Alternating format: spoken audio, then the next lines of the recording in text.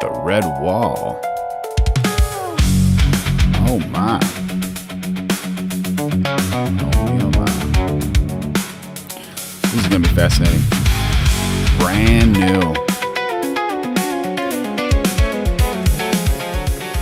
Got some brand new Trump data coming in.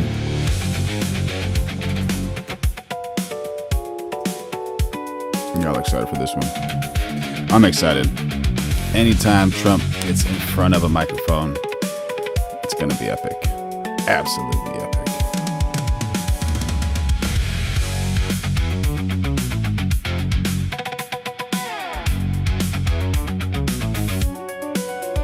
How's your Friday going? How's your Friday going? Enjoying your life? Following your dreams, I hope.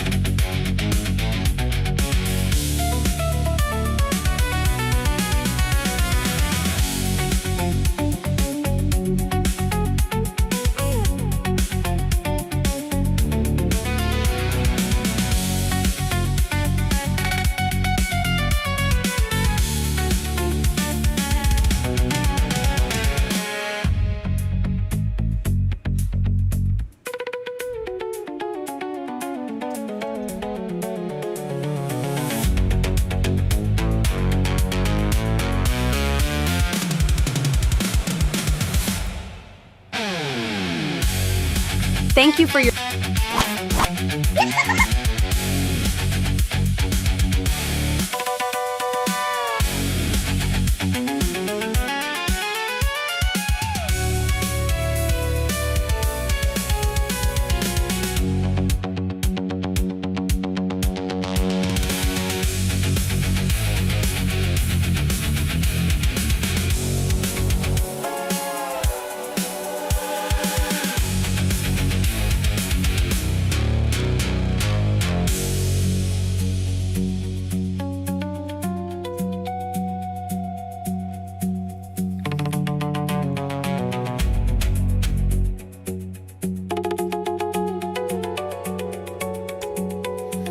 I guess we can run another poll in the chats now to see what y'all are thinking about Mr. Donald J. Trump.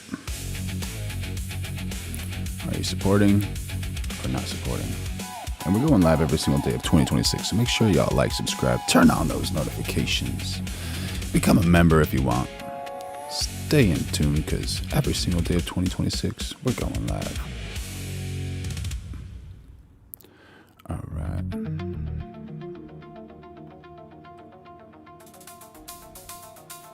Any suggestions y'all want to see in for the poll?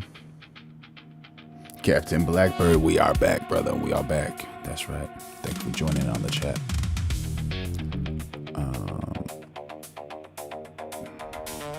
What should our goal be? 1 super chat, 5, 10, 15, 20, 30, 50. Let's do 20.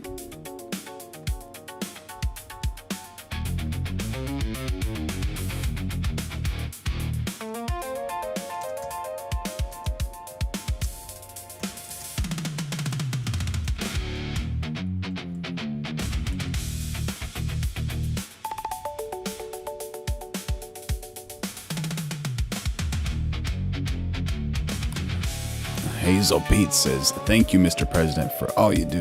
That's right. That's right. Awesome.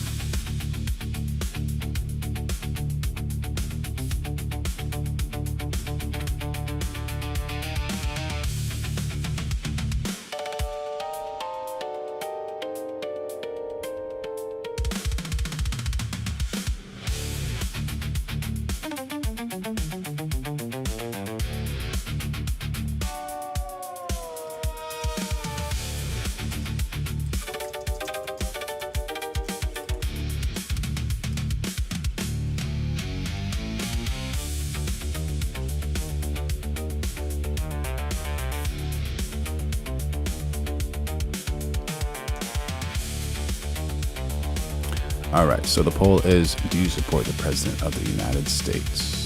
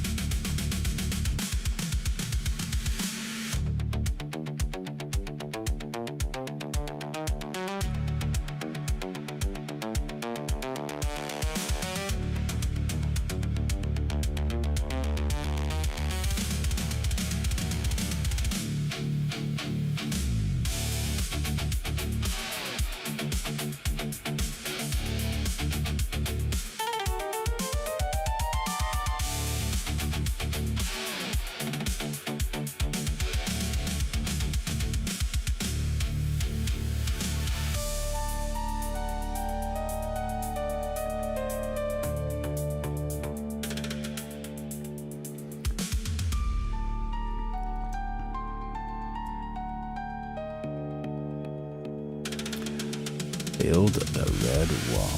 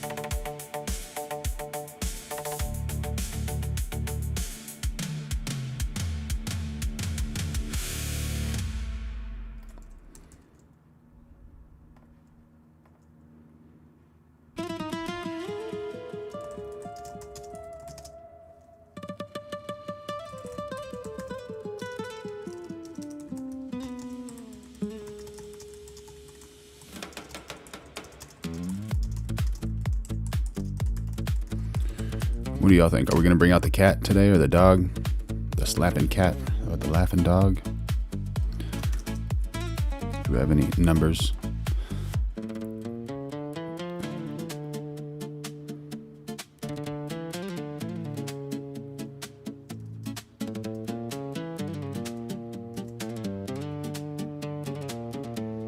All right, we have 60-40 on one. We have 20-80, so 20% people support the President of the United States.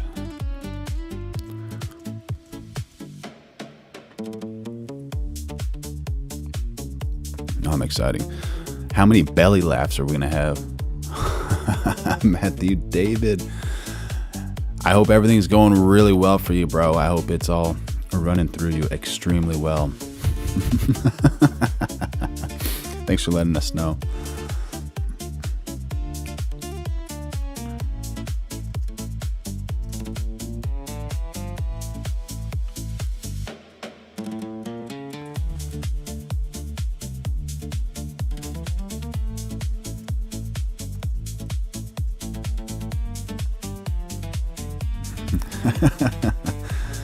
My pleasure, man. My pleasure. You're welcome. You're welcome.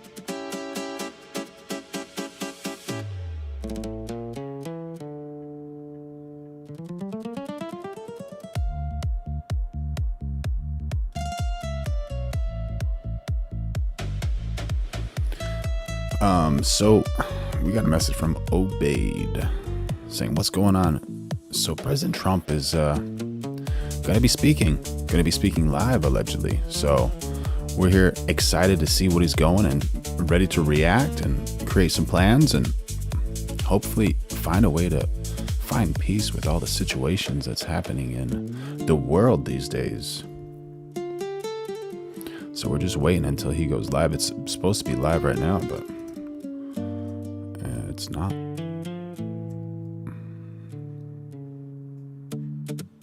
Here we go.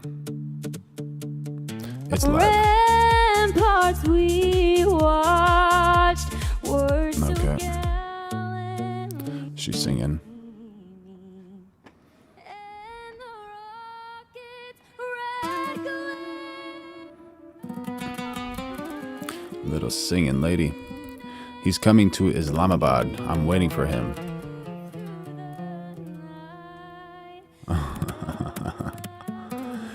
David Scarupa says live but brain dead.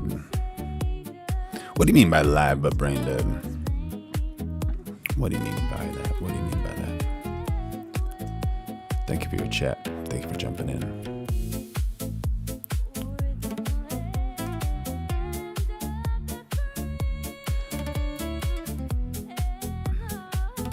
She's got a nice outfit. Looks like a nice lady. Married woman. Good for her. And we got Matthew David Davis. Dad. Giving the caca. American Eagle. There you go. Looks like a pretty big event. You got the whole turning point. Build the red wall. Right That there. your truth leads to your calling, and your calling leads to the energy that gets brought up within you so that you can go ahead and make an impact. Yep. And then that impact that you make becomes your legacy. Shame on everybody for not celebrating this. Sports is not supposed to be political. It's supposed to unite the country. The politicization of the sport, and it's just not right. The hypocrites are coming out in droves, and it's unfortunate that we can't take one of the greatest moments in sports and all celebrate it. It's real shame. Please welcome Danica Patrick and Jeremy Roenick. Danica Patrick. All right. Yeah. One of the best female drivers in the world. Are you guys excited as we are? Everybody's excited. We're about buddy. ready to embark in one of the biggest elections in our lifetimes. I hope you guys understand that. We can't let the liars win. We can't let the hate win. We can't let the corruption win. That's right. Right? We can't let it happen. We're all patriots in this room, and we love America. And if you love America, you're going to get out in November and you're going to bring the people into office. You're going to come vote for the people who are going to give Donald J. Trump the last 2 years of the most important presidency of our lifetime to finish off a job that he has done for all of us. So God bless Donald J. Trump and God bless America. Matthew says she's all right. She's all right. Made Jeremy come out and do all the really heavy lifting with the excitement. I knew he'd do a much better job of that. I'll get down to the nuts Charlie and bolts Kirk of who did we're going to oppose introduce here. Israel. Towards the First end, off, it's good to be allegedly. back at a Turning Point event. You guys always do such a spectacular job. It's so good to see all of you, see all the hats out there. In fact, Turning Point AmFest 2023 was the first political event I ever went to, and I haven't stopped since. And that's right. And I've never been paid $1. Unlike those protesters out there, probably. There you go. There's three things that come across with Jay Feely, who's coming out next. He has, he kicks, that's for sure.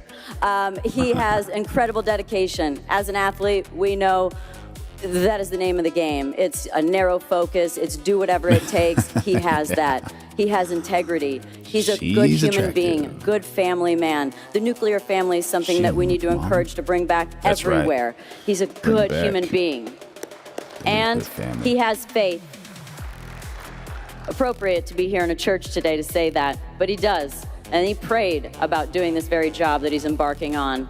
So I'm honored to be up here with you. Yeah. Look, I think that he also, a lot of those traits are very reminiscent of the late Charlie sure. Kirk, who we all miss so much. Yep. So it's time Ooh, to vote. she's It's looks coming up. We're back again. Amazing. We might not be able to convert that's people, great. but I bet we know somebody that hasn't voted before, and that's the person you got to go grab. And there might be more than one of those. So please welcome the great Jay Feely. Michael brought some jokes in the chat. Make sure y'all like, subscribe, turn on those notifications. Going live every single day of 2026. And become a member. Throw in some super chats so we can react to those. Always trying to bring you the best news, breaking news, always. Oh, I got that silhouette walk up. All right. All right. Very cool. Oh, walking up to the wrong podium. No worries. The right podium first. Thank you, JR and Danica, for being here. I want to give it up to all. We got a bunch of athletes that came out here, Arizona athletes. Kurt Schilling flew down for this. Tom Chambers is down here. Jay Bell is there. That's right. Christy Kerr is down here. It takes a lot of courage for these athletes to come.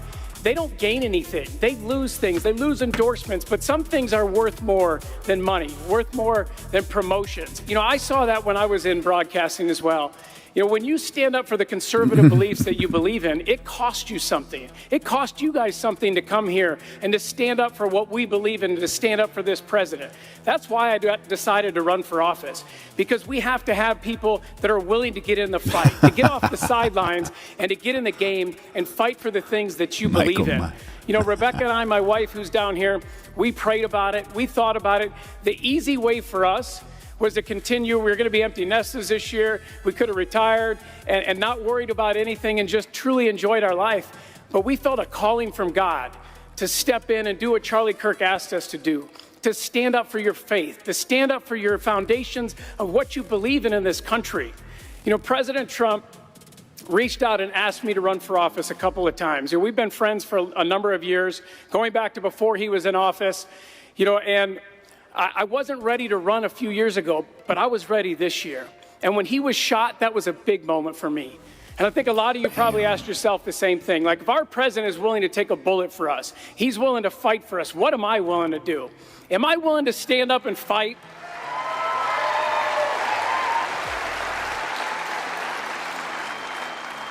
Am I willing to take on the left? Am I willing to take on all the criticism that's going to come? Yes, I am. And that's why I'm standing here today. And that's why our president keeps doing it. He didn't have to run for office again, but he wanted to get back in to change this country, to fundamentally change it, to do what's best for Americans. That's what he's doing. Think about what he ran on and what he's done so far in this first, not even year and a half. You know, he wanted to close the border. Did he do it? Absolutely. The first thing he did in a month, the Democrats said for 4 years they couldn't close the border. They needed a bill passed. He did it in a month. He put the protection of American people at the forefront of his mind. He does it all the time. Manufacturing. We lost 7.5 million manufacturing jobs, over 90,000 manufacturing plants. For 20 years, neither party did anything about it. President Trump said, no, I'm going to bring those jobs back. I'm going to leverage the countries around the world. I'm going to reset trade parameters. I'm going to force them to invest back into this country. We got to the point we had over minus 20 trillion in investment into this country. Thankfully, the president has brought us back where we have about 10 trillion of investment coming back into this country. That's jobs for Americans. That's a future for our children.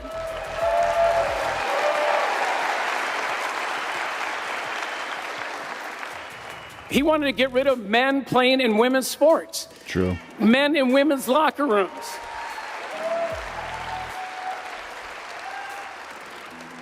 I coached my daughter's high school soccer team here in Arizona. Loved doing it. It was one of the greatest joys I've had.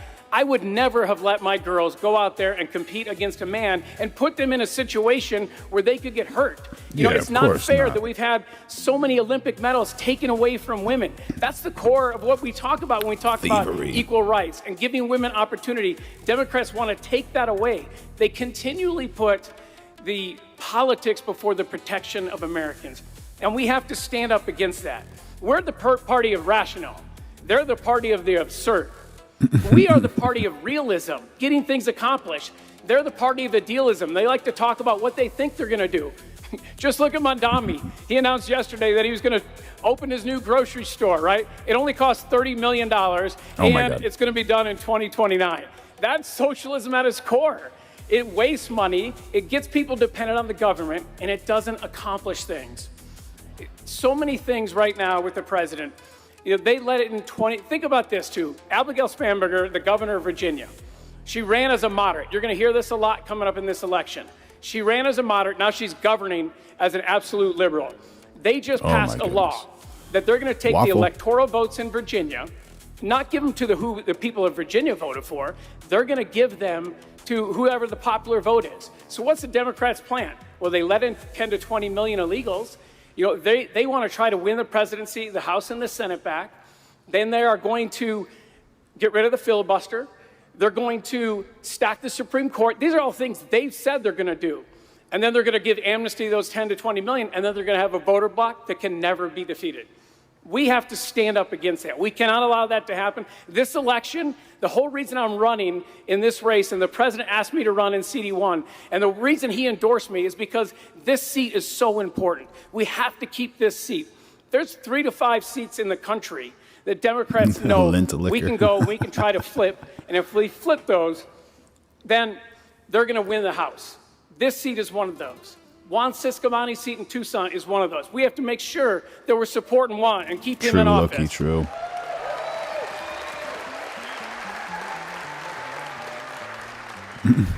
We have to make sure that we get Katie Hobbs out of the governor's house and put Andy Biggs in.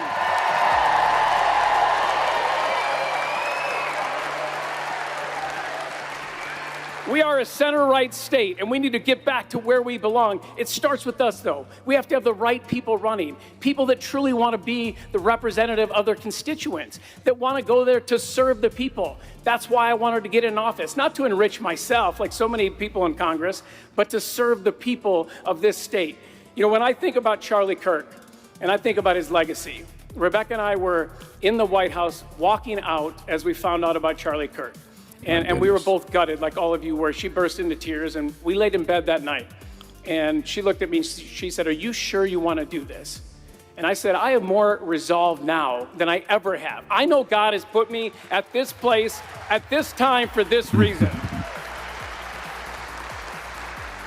We need fighters. Our president is a fighter. When he stood up, when he took a bullet, and he stood up and he yelled, "Fight," that's the gutsiest thing I've ever seen in my entire life. Every one of you needs to stand up and fight. I need to stand up and fight. I'm going to fight for you, and that's why we're going to win this seat. Thank you so much.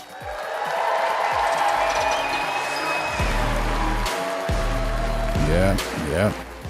We're going live every day of 2026, so make sure you all like, subscribe, turn on those notifications, become a member if you want, throw in a super chat if you want. Enjoy.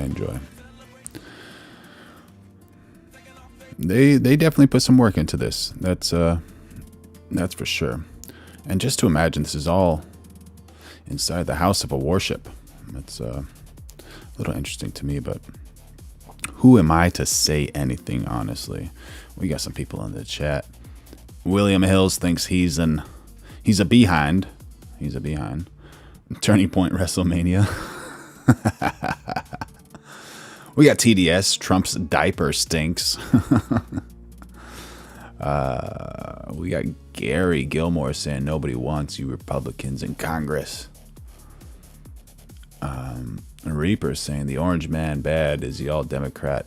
Only brain function. Andre Califano, love your live chat, bro. Thank you, bro. Always a pleasure to have you on here. What else we got? TDS, Trump's deranged psychopaths.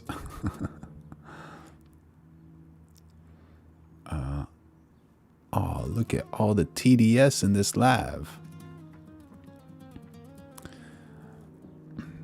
We got Everett and crying behind liberal Democrats. Yeah, they want to have their daughters compete against men in men's sports for sure. That's a good one. Yeah, it's not fair, you know. It's science. You know, a man is much stronger than a woman, and that's just so dangerous, man. These people.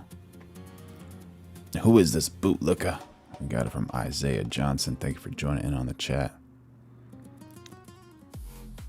We got Loki saying to just simply say all lies without any explanation is beyond me. Beyond me.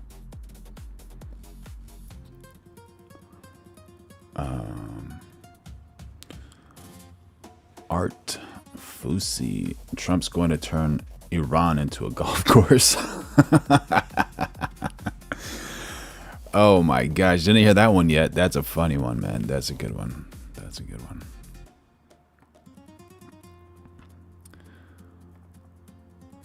Good versus evil. We got Mark Lamb, a sheriff. Yeah. What are your thoughts on law enforcement, y'all? Thank you. I love seeing all of you here today. Can I get everybody to just put their hands together for the good men and women of law enforcement, especially Phoenix PD? Nice. Heroes. I don't know if you guys saw what they're having to deal with outside, but these men and women show up, put that badge on every day, and they protect you and I. They deserve all the thanks we can give them. I want to recognize somebody else who's been a legend in law enforcement. Sheriff Joe Arpaio, where are you at, Sheriff?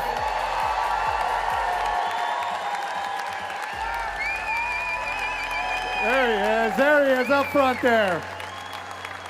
There you go.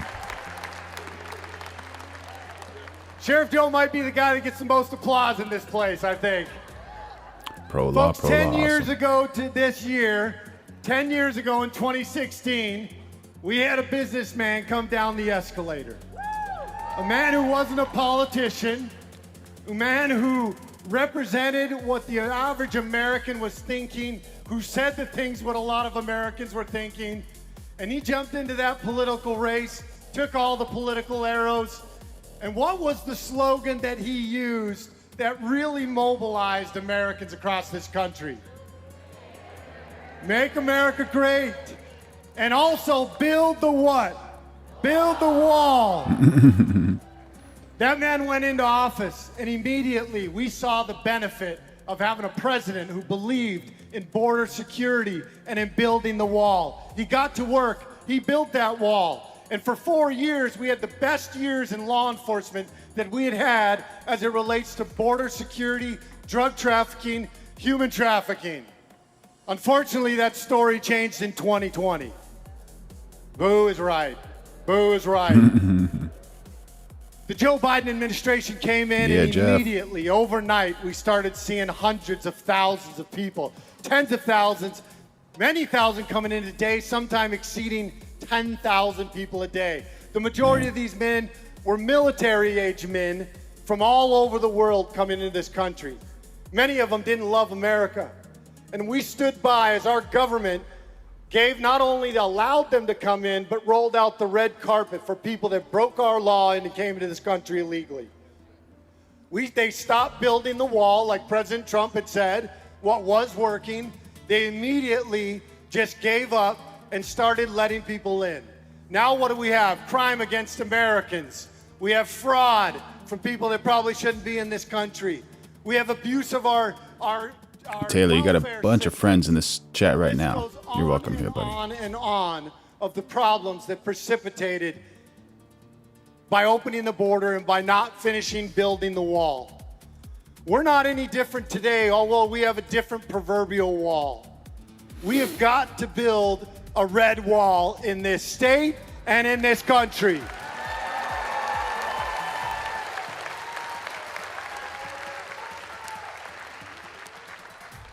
I think all of us are sick of crime, and President Trump's administration has reduced a lot of crime, but every day we see more and more crime perpetrated by people that are in this country that should have never have been in this country.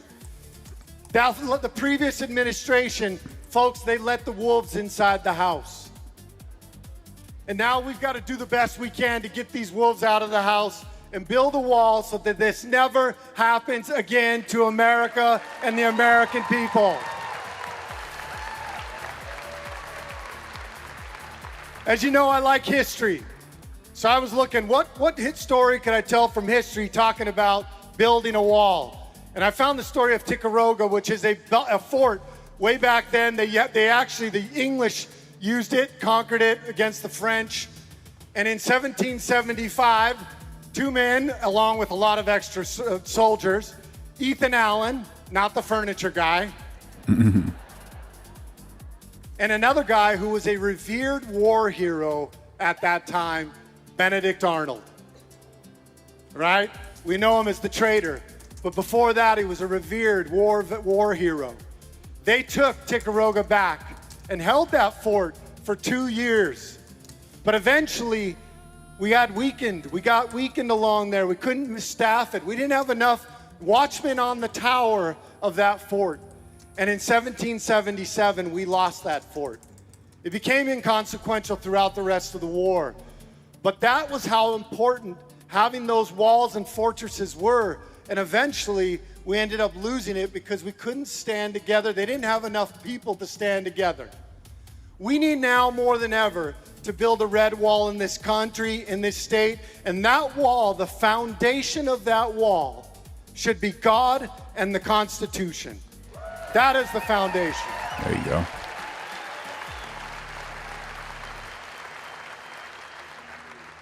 And every one of you in here tonight, you'll see some of us up on the stage, but every one of you in here needs to be a piece in that wall, a brick in that wall, a patriot. I would love to be a watchman on the tower for you in Washington, D.C. For you.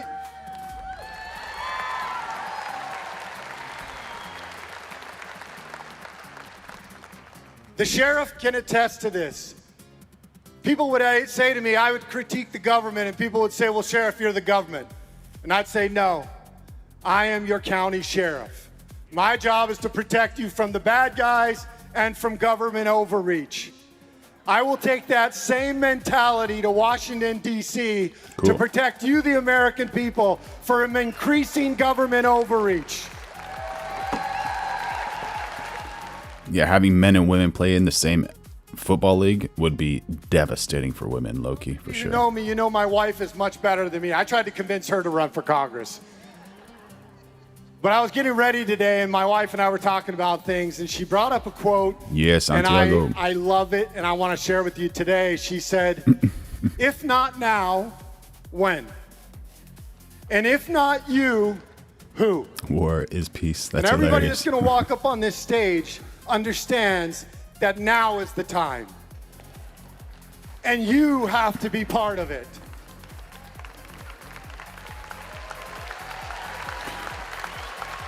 Going live every day at 2026. Make sure you like, subscribe, turn on those notifications. I'm going to tell you a story of patriotism, because not only will you be the bricks in the wall, but this country was built on men and women who had a desire, an insatiable love and desire for freedom. So much so that they all got together and they penned their name on the Declaration of Independence, knowing that if they failed, that would be a certain death warrant for those men who signed that declaration. But with courage and with a belief in God that they could achieve freedom, they put their names and their signatures on that letter and sent it to the most powerful country in the world. One of those men who signed that Declaration of Independence was a man named Abraham Clark. He was from New Jersey. He had while he was a lawyer and had done some other things, he was very a common man. He was known. He didn't wear the wigs. He didn't wear all the suits. He was a very common man and stood up for the common people. He eventually, at a late notice, was sent to Philadelphia to be one of the signers to finalize the Declaration of Independence. We got some people thinking that Mark is a liar and a con and should not be trusted. Don't know him personally, but yeah. Way Gone says, just be lying. KM seems to agree, saying, another liar on stage. He signed his name.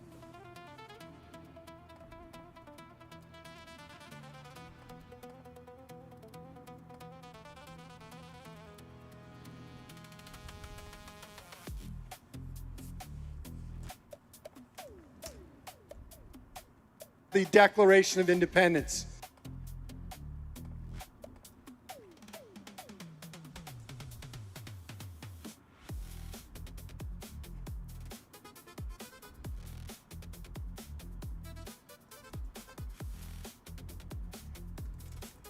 He signed his name.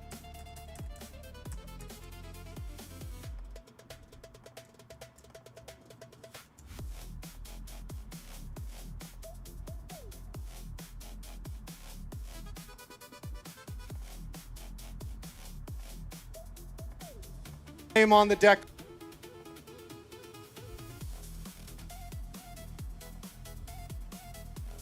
Have enjoyed. But right now, we're dealing with the typical type of enemy anymore. The enemy is within. Clarence Thomas just put out an article today about the dangers of progressivism in this country. We are no longer dealing with the Democrat Party. We are dealing with socialists and communists. Much different now, huh? My goodness. He's leaning into it, that's for sure. And if you think that's too harsh, I'm sorry. But look no further than Mondami, who they celebrate. Katie Wilson in Seattle, never had a job, now running, Spanberger, who fooled everybody in Virginia. Katie Hobbs. I'm going to tell you right now, I am blessed to follow in and behind such an honorable and good man as Andy Biggs is, and I would hope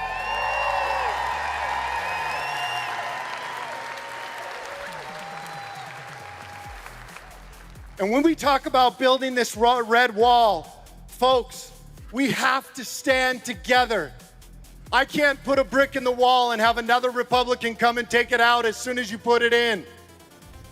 If we're going to build a red wall that will withstand the pressures of progressivism and socialism in this country, and even more so in this state, we must stand together as Republicans.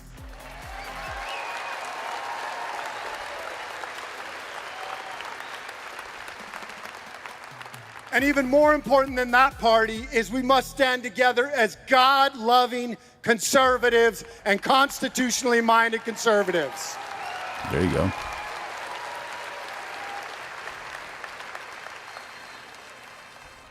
I talk about the Declaration of Independence and what it took, the courage that it took to sign their name on the bottom of the Declaration of Independence. We oftentimes we quote different parts of the Declaration of Independence, but for me, the most impactful line is the last line of the Declaration of Independence, right before they signed their names. And what they said, under the protection of divine providence, we mutually pledge to you, we mutually pledge to each other, our lives, our fortunes, and our sacred honor. Unfortunately, Charlie lived that first piece of it. Many of us, we can do what we can in the Tell this guy he's being drug tested after this speech. Some of you should run for office. Some of you should not. Some of you should go out and pass out flyers. There is something that every single one of you can do. And what can I do? I can do something, and I'm running for CD5 Congress. And one more message. You tell them I'm coming.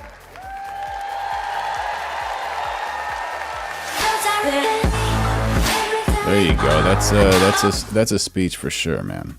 What do you guys think about that speech? We got Robert saying, I pay taxes. My taxes go to Israel. Israel distributes my taxes to AIPAC. AIPAC distributes my tax money to Trump and other traitors in Washington. Do I support President Trump? Yes. Yeah. Comment of the day, bro. Comment of the day. That's hilarious, man. That's hilarious. It's an honor to be with all of you here. All these patriots gathered in one place to celebrate what we stand for. So give yourselves a big round of applause for being here today. Juan Cisco Mani. I want to start off by thanking President Trump, Tyler Boyer, and the entire Turning Point family for their invitation here today. Thank you for putting on another great event. Of course, to Erica Kirk, thank you for carrying on Charlie's vision and drive to spread the conservative movement. You continue to touch and inspire so many young people, including my own kids. I have 6, so that's a lot of inspiration and help that my wife and I need at home. We all miss Charlie and everything he brought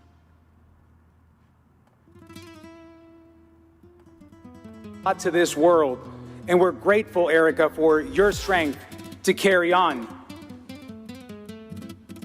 There you go. Erica Island Woman? One of the things that Charlie taught us is... Oh my gosh, dude. That's a good one. All right, so we got 64% do not support President of the United States and 36% say yes. All right. And what about in the other one?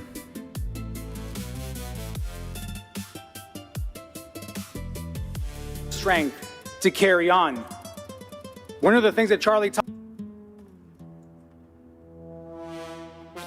And the other one we have 64-36. Very cool. All right.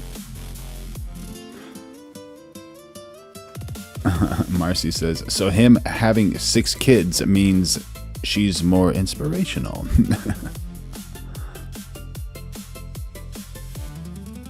Loki says, what are you worried about? Israel? You should be worried about the United Nations, how they scam us.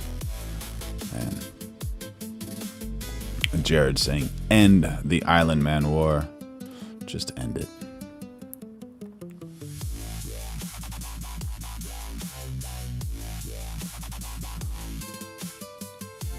Did it just end?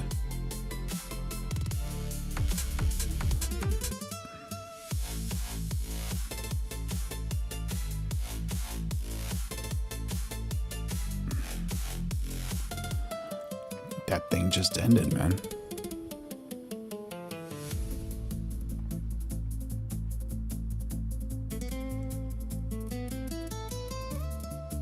I guess they were having some problems with their stream because it was jumping around quite a bit. It was like here, there. Not surprised at all.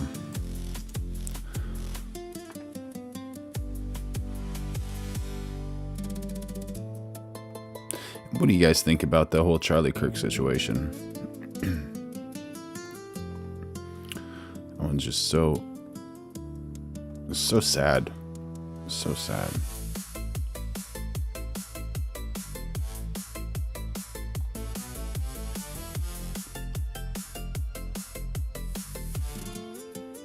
Oh, where's the link here?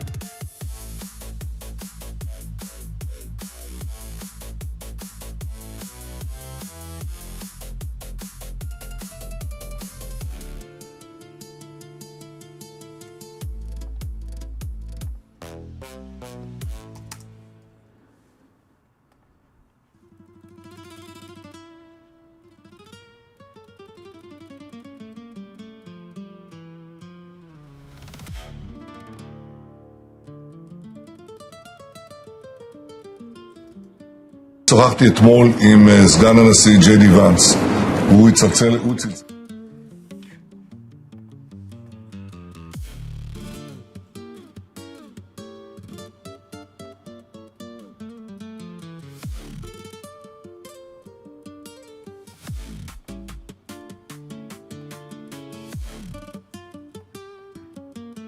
So, Double B says, yesterday I spoke with Vice President J.D. Vance. שוחחתי אתמול עם סגן הנשיא ג'יי די ונס.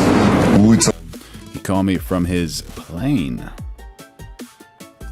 הוא צלצל אליי ממטוסו. On his way back from Islamabad. Somebody in the chat was from Islamabad over there. בדרך חזרה מאסלאמבאד הוא דיווח. He briefed me in the detail. בפירוט, כפי ש... As officials of this administration do on a daily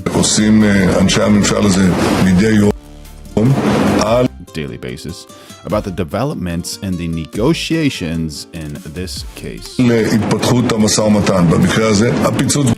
collapse of the talks. The collapse came from the American side, which could not tolerate Iran's blatant violation of the agreement.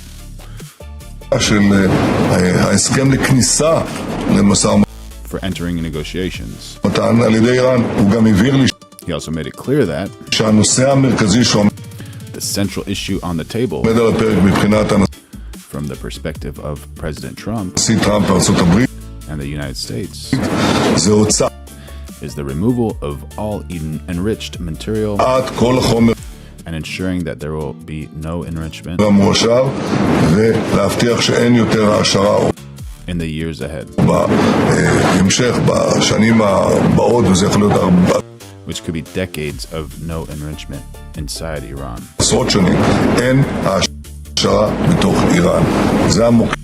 That is their focus. So they're just trying to make sure that Iran never, ever, ever, ever can have a nuclear weapon, according to Bibi. And then War is Peace says his last name is Nosferatu. And of course, it is also important to us because Iran violated the rules. President Trump decided to impose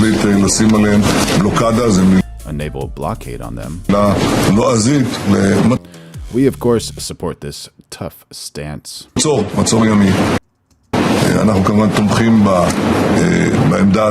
And we are fully coordinated with the United States at all times. There you go. You know, Mr. Bibi. Crazy that both of Trump's VPs are deep in the closet. He looks more Polish than Polish people. Yeah, bro. How you doing, Eaton? Good to see you, man. Oh, man. Rubio is next. Carol says, y'all enjoy that tax return if you contribute to our great country.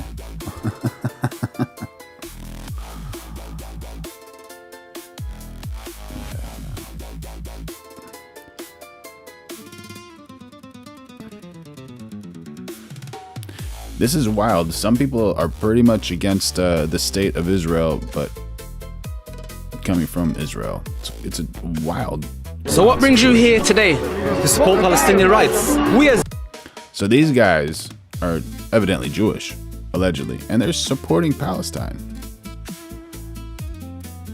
Very interesting. Jews are embarrassed what's happening there in the state. They're embarrassed. Huge statement. Wild. State of Israel in the Jewish name. And what's your message to the people of Palestine? They shouldn't give up the struggle. They should continue to fight. Continue to fight. Don't give up that struggle. And not give up the struggle against the state of Israel, because by the end, Palestine will be free, because this is truth. Will succeed by the end. What's your message to the people of Palestine? They should know. We feel very shame what's going on there, especially they're doing everything in our name. They feel ashamed because they're doing everything in our name. So it seems like quite a bit of people are not in support of what's happening to Palestine. You know, that's wild. I think it seems like there's only a small number of people. I'm still trying to understand this thing, but what do you guys think? Here we go. Eaton says Orthodox Jews, they don't believe Israel should have been created because they are supposed to be still in exile.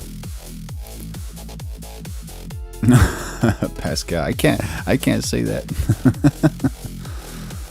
Oh man.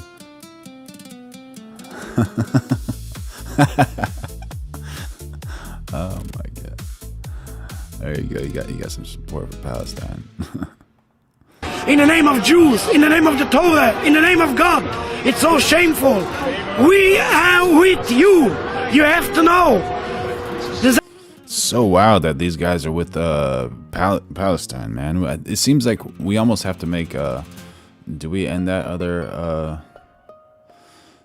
poll? Let's see if it's ended yet.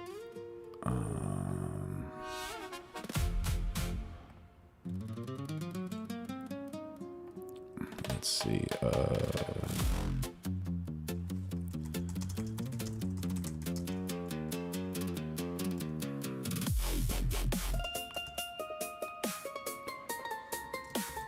Who do you support? Israel, Palestine.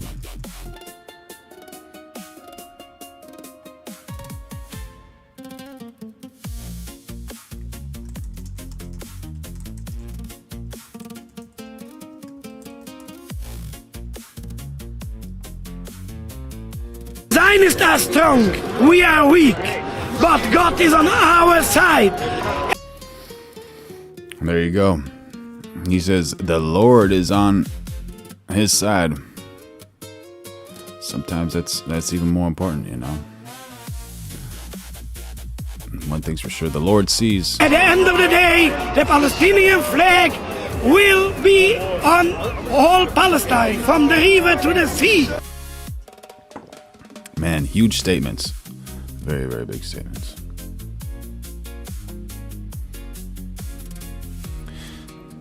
And you know what? Like, it's so sad that they're trying to do this stuff to like separate people, because everybody should love everybody in reality, you know, unless it's a bad person or something. But for the most part, people should just love each other. I think that's really the way it should be.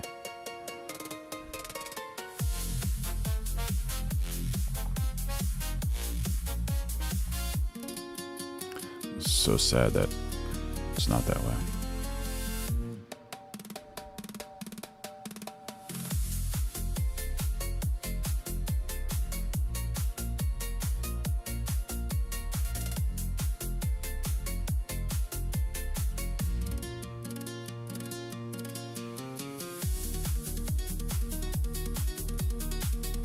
The whole thing is a fantasy. The United States went to war in Iran in order to effect regime change, to throw out the people who ran the country and collapse it at the behest and then the demand of Israel. At the behest and the demand of Israel. Okay. And that's a demand the Israelis have made of the U.S. government for decades, and President Trump fell for it.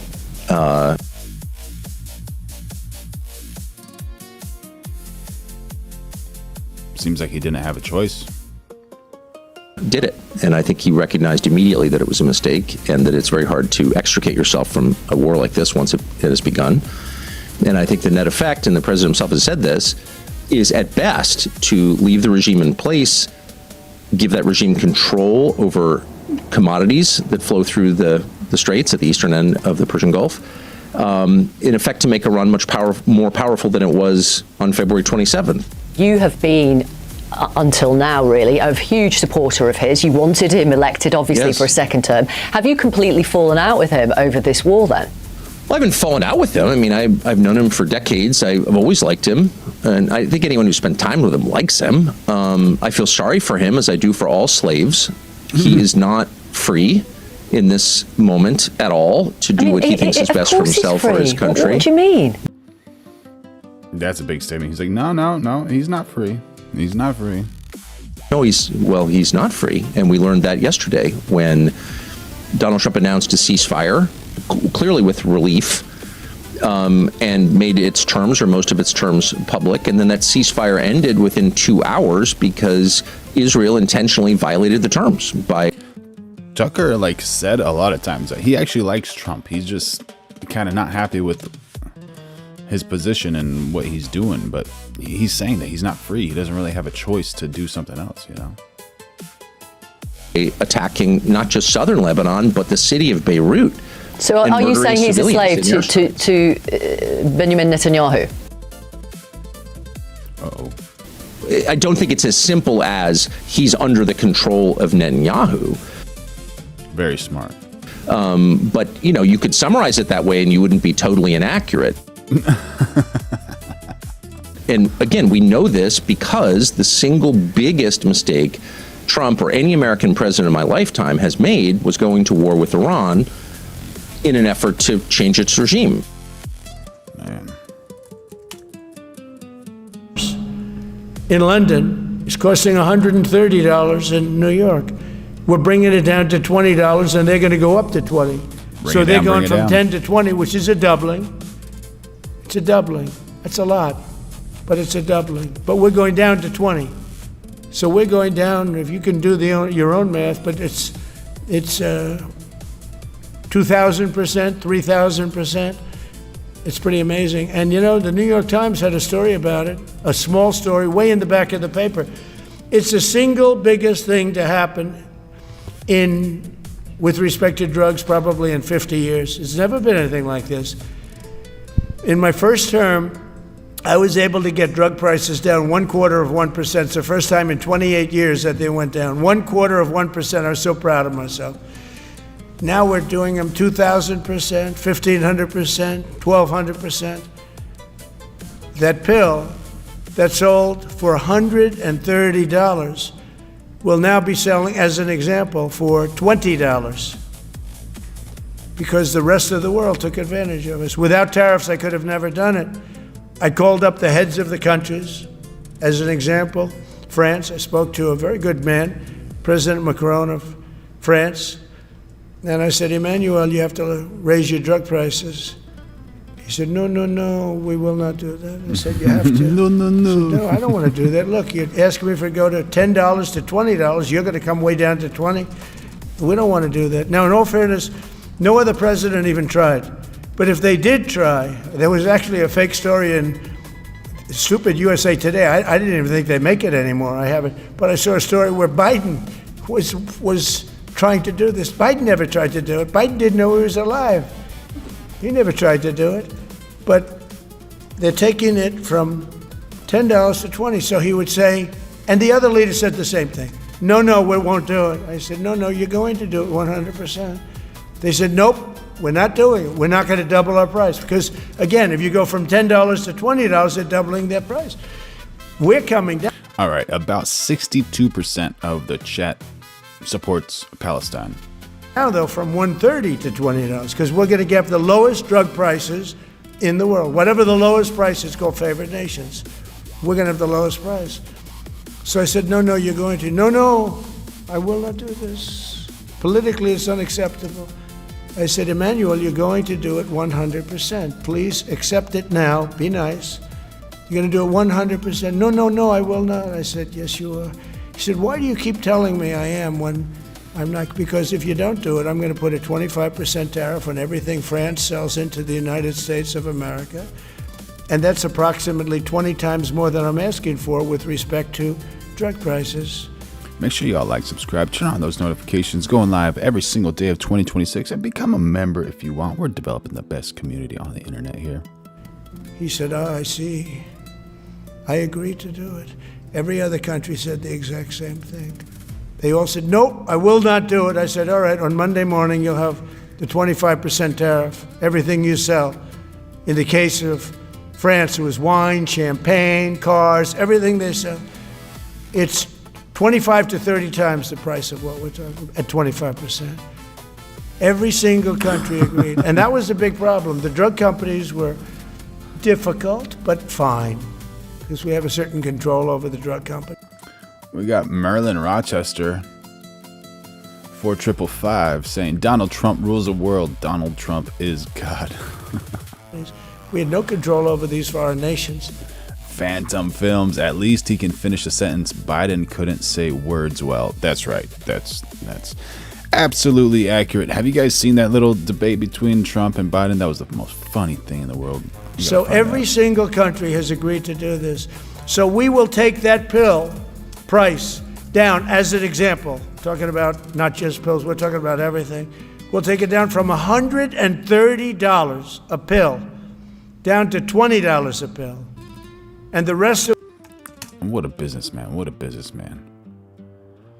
All right, this is what he's referring to. I believe. And since I've changed the law, what's happened? I've changed it in a way that now you're in a situation where there are 40% fewer people coming across the border illegally. It's better than when he left office. And I'm going to continue to move until we get the total ban on the total initiative relative to what we're going to do with more Border Patrol and more asylum officers. President Trump? I really don't know what he said at the end of that sentence. I don't think he knows what he said either. Look, we had the safest border in the history of our country. Little hand movement. That $2 trillion tax cut benefited the very wealthy. What I'm going to do is fix the tax system. For example, we have 1,000 trillionaires in America. Billionaires in America. And what's happening? They're in So if you ever see Restream bot, and then after Restream bot, you see the @ sign, that is, let's see, so where are you at? There's an @ sign, and after the @ sign, like the latest one was Oof Song 9496. that means that comes from oofsong9496. We don't have any bots. They're just people that are looking from the vertical or the horizontal view. Situation where they in fact pay 8.2% in taxes. If they just paid 24%, 25%, either one of those numbers, they'd raise $500 billion, I should say, in a 10-year period. We'd be able to wipe out his debt. We'd be able to help make sure that all those things we need to do, child care, elder care, making sure that we continue to strengthen our healthcare system, making sure that we're able to make every... Yeah, listening to him is quite difficult. Of the world will take it from $10 a pill up to $20. It's the biggest thing ever to happen, and it's barely covered in the New York Times because it's a fake newspaper. Yeah. Or that there's sufficient workforce availability as you're producing these ships. Could you speak up? How does the administration plan to ensure there is sufficient workforce availability as you're producing these ships? We're going to have it. We're going to have tremendous workforce availability. We're also going to have robots helping us. We're going to have a lot of robots helping us because we need it, and because we're going to town. We're building a lot between the AI and the auto plants. So we're going to need robots. We're going to have robots.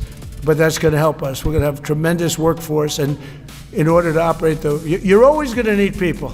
You know, you can have robots, but you're going to have to get somebody to start those robots, and you're going to have to improve the robots. But we're going to have robotic factories plus manpower. So we're going to have enough. We're going to need the help of robots and other forms of, I guess you could say, employment.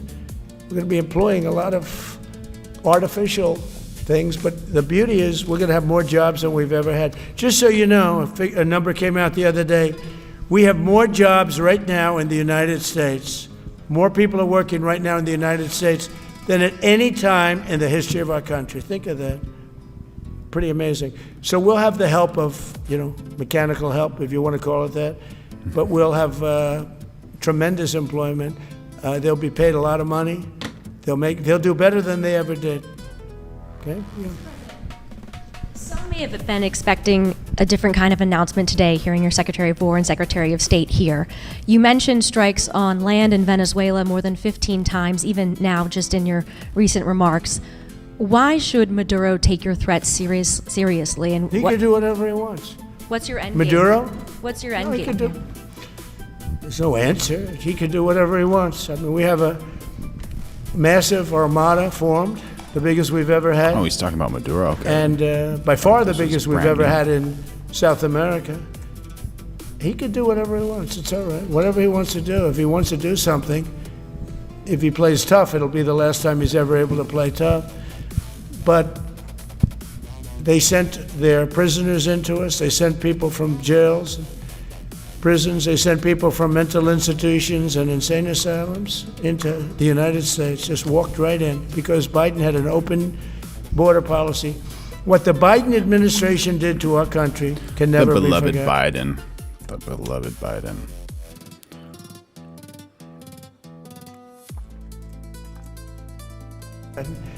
They took in millions and millions, 25 million people over the course of 4 years.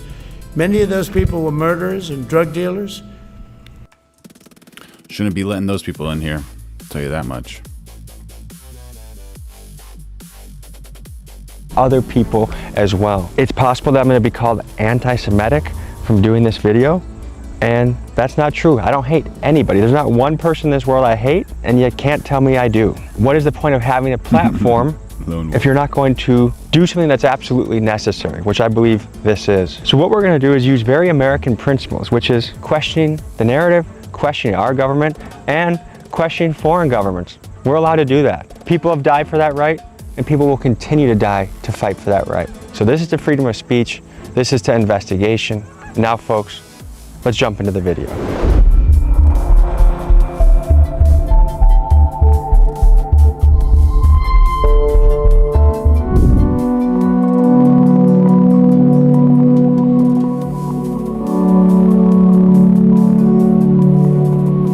So you got arrested right around here. Well, inside in the Senate Foreign Affairs Committee chambers. You're a lieutenant colonel. Yep. Ex-Green Beret. Yep. Served this country. 25 years. What was that like getting arrested? It felt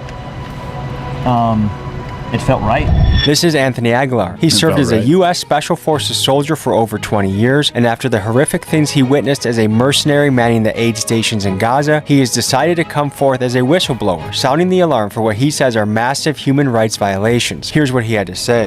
There are some members of our Congress, in the Senate and the House, that are compromised by a foreign government. I don't know what the compromise is, whether it's, pictures of them doing something embarrassing, if it's money, if it's... Talking about Island Man adventures? What's happening there? Promise of a few, like, hey, we back you for this next position. I don't know what it is. Folks, the Israel... Lone Wolf says, remember when Democrats elected Kamala Harris to be the presidential candidate? Oh, wait. Palestine conflict stretches back generations, but for today's episode, we will be focusing on the past 2 years. Let's rewind back to October 7th, 2023, when Hamas executed what's widely regarded as the worst terrorist attack in Israeli history. A coordinated operation used rocket barrages, motorized armed paragliders, and foot soldiers that swept through Israel, killing approximately 1,200 Israelis and taking around 250 hostage. Similar to how Americans responded to 9/11, Israel reacted to the horrific carnage by mounting a full-scale military operation, with their main objectives being to rescue Israeli hostages, eliminate Hamas military and leadership, and prevent Hamas from ever again being able to threaten Israel. As of late, some people have begun questioning the Israeli official narrative of October 7th. Was there a stand-down order? According to IDF testimony from the Knesset, the legislative body of Israel, IDF soldiers claim they were told to stand down from patrol on the morning of the attack, adding fuel to the controversy. Made to stand down. Netanyahu's right-wing coalition voted against having a state-run inquiry into October 7th, despite polls reporting that roughly 70% of Israelis wanted one. That has helped spark conspiracy theories suggesting Israeli intelligence may have had prior knowledge of the attack. After all, Mossad is widely regarded as the best intelligence agency on the planet, and the level of surveillance they had over Gaza is incredible. Are there IDF soldiers that are purposely targeting civilians and just kind of willy-nilly shooting people? So willy-nilly shooting, yes. The IDF utilize machine gun fire, shooting machine guns, shooting bullets at people to control the crowd. An Israeli newspaper report saying that soldiers were ordered to shoot at unarmed civilians waiting for food aid in Gaza. I experienced that with a young boy named Amir in distribution site number 3. And this young boy, without shoes, who had walked 10 to 12 kilometers, and when he came up and he got meager scraps from the ground, not a box of food, not a meal, he came... Make sure y'all like, subscribe, turn on those notifications, going live every day at 2026, and feel free to send in some of those super chats or become a member for awesome perks. And thanked us. He and others were killed.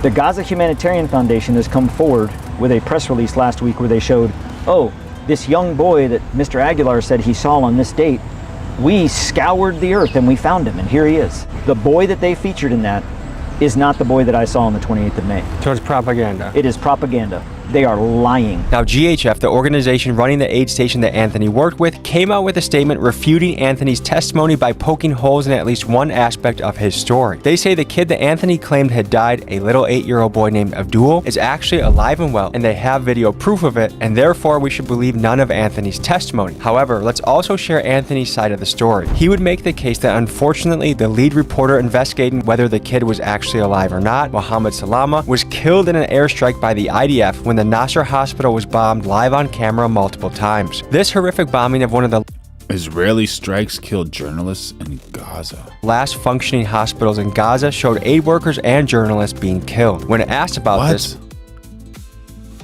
dude, that dude was just holding a camera in like a camera bag. When the Nasser hospital was bombed live on camera multiple times.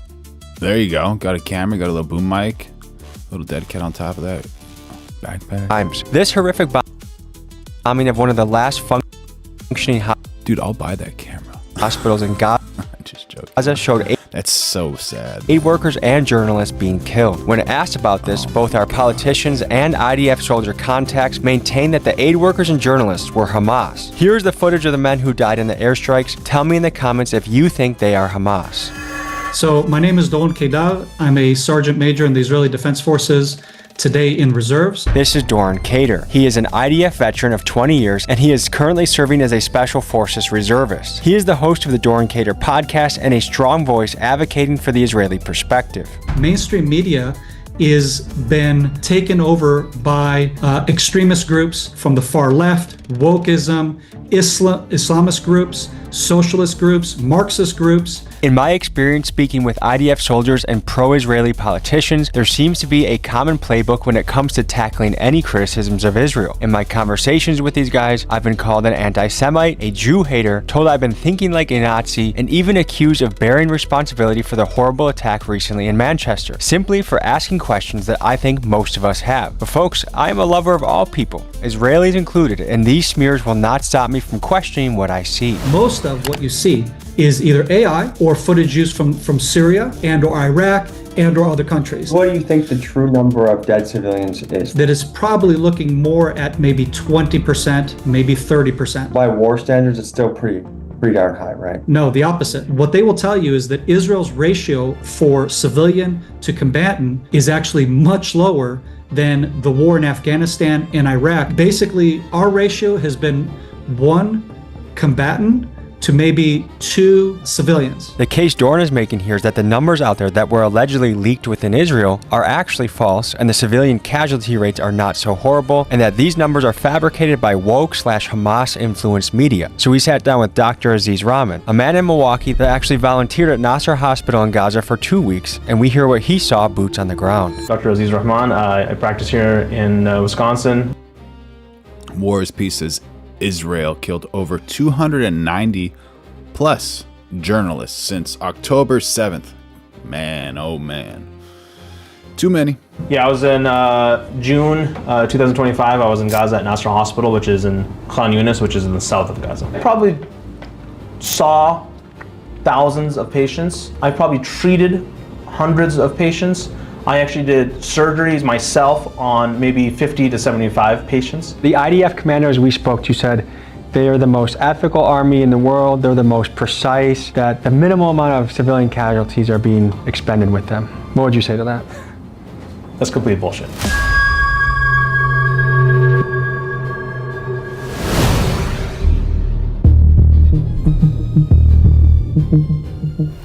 This is Brendan from the organization Open Secrets. His group is a nonpartisan watchdog that tracks the money flowing through politics, and he helps me break down the numbers connected to AIPAC. What is AIPAC, and how do they function?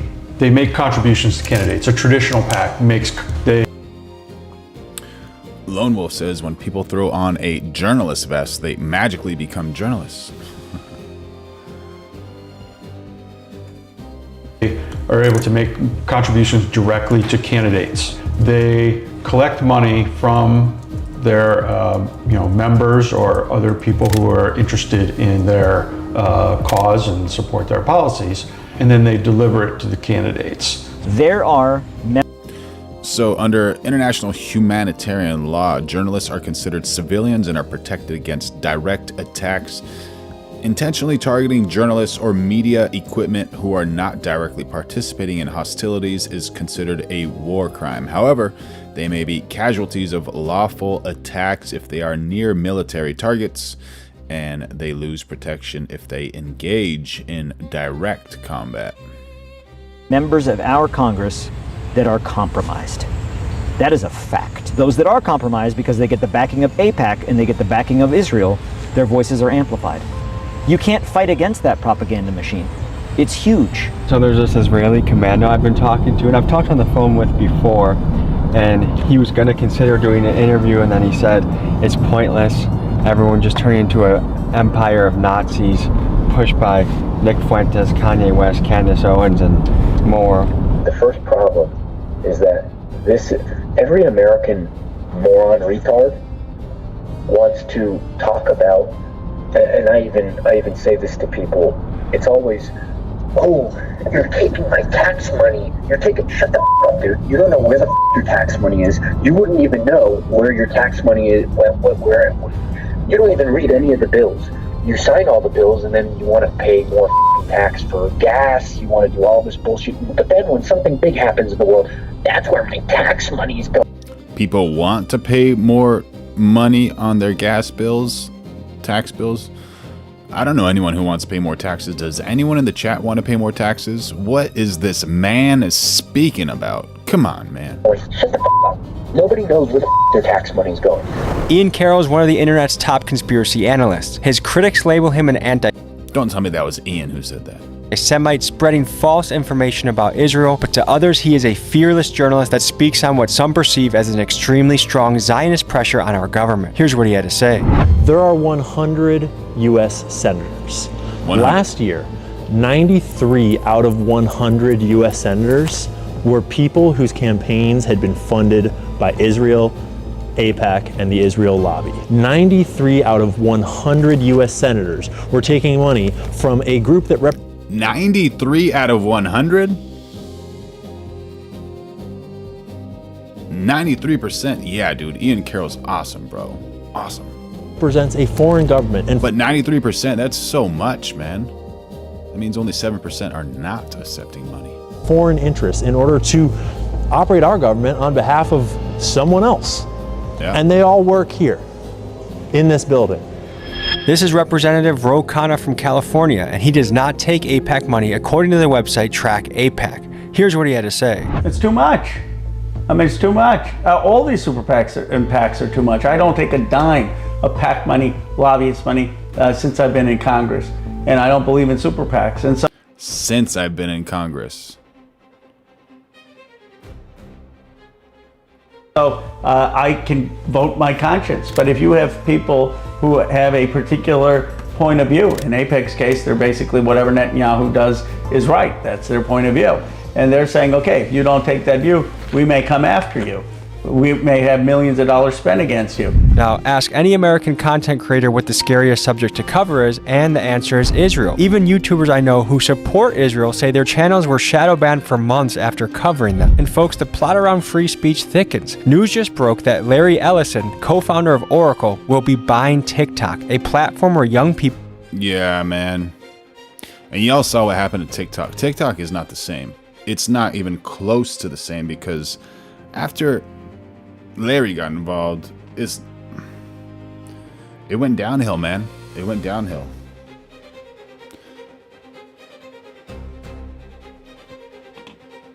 The rules that they're setting on that platform are just unreal, man. Unreal. Yeah. Yeah, I can't say that war is peace, but man. And it leaves you to wonder, like, where is there left to go, and what's going to happen after this? Because, you know, a lot of people know about these things, you know, like Google, which is YouTube, and then Meta, which is Facebook, WhatsApp, Instagram.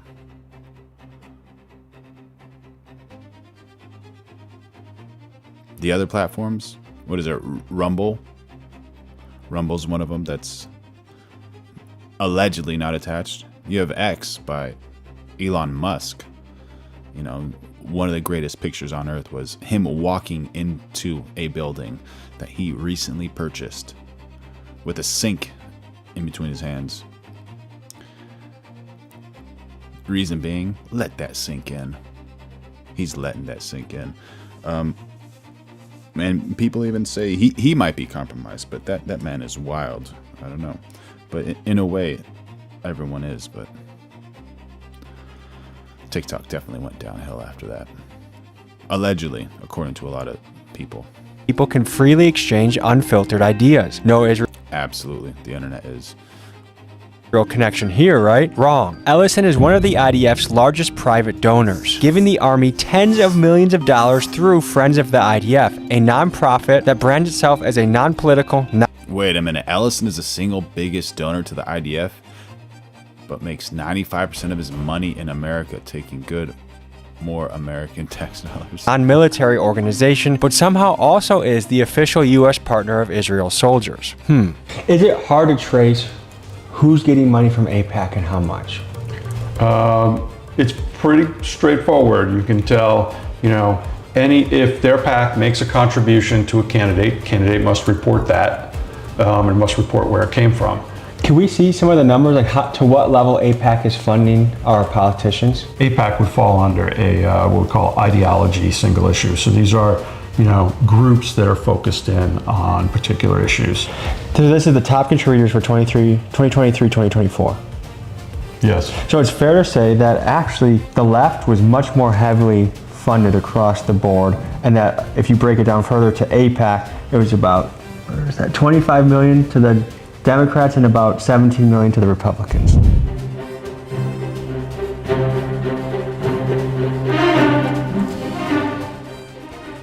And you might have been wondering, who are all these senators that are taking money from the Israel lobby?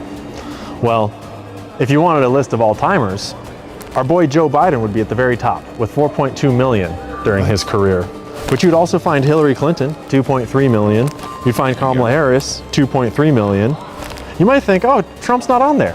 No, that's just because he was never a senator. So you'd have to go to a different webpage to find that number. So would someone like Miriam Adelson appear on a list like this? Yes. I'm curious what her figures are, because I've seen that it reported allegedly that between 100 million and 200 million plus to Trump from the Adelson family. She was, in 2024, she was the number 3 donor, behind Musk and Mellon. Miriam and Sheldon would come into the White House probably almost more than anybody. The Adelsons are some of the wealthiest Jewish billionaires in the world. Now it is the Adelson, it's just Miriam. Her husband Sheldon died. They have a long, wealthy relationship with Donald Trump, a very long and wealthy relationship with Benjamin Netanyahu, as well as with anyone and everyone else that is associated with the Zionist project and Jewish causes. This is Representative Nancy Mace of South Carolina, and according to Track AIPAC, she's taken about $130,000 from AIPAC linked groups. Here's what she had to say.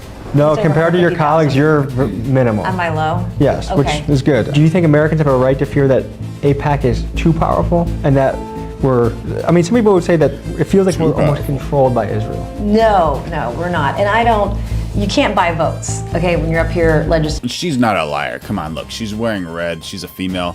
We know 100% females do not lie. So she's not lying, right? Chat, tell me. She's not lying. 100%. Yes, we have to run for re-election. Yes, we have to raise money to do that. I've never gotten pressured by AIPAC. I've never said, hey, you have to do this. And I've never... So it's not some insidious meeting in a parking garage? No. Lady in red.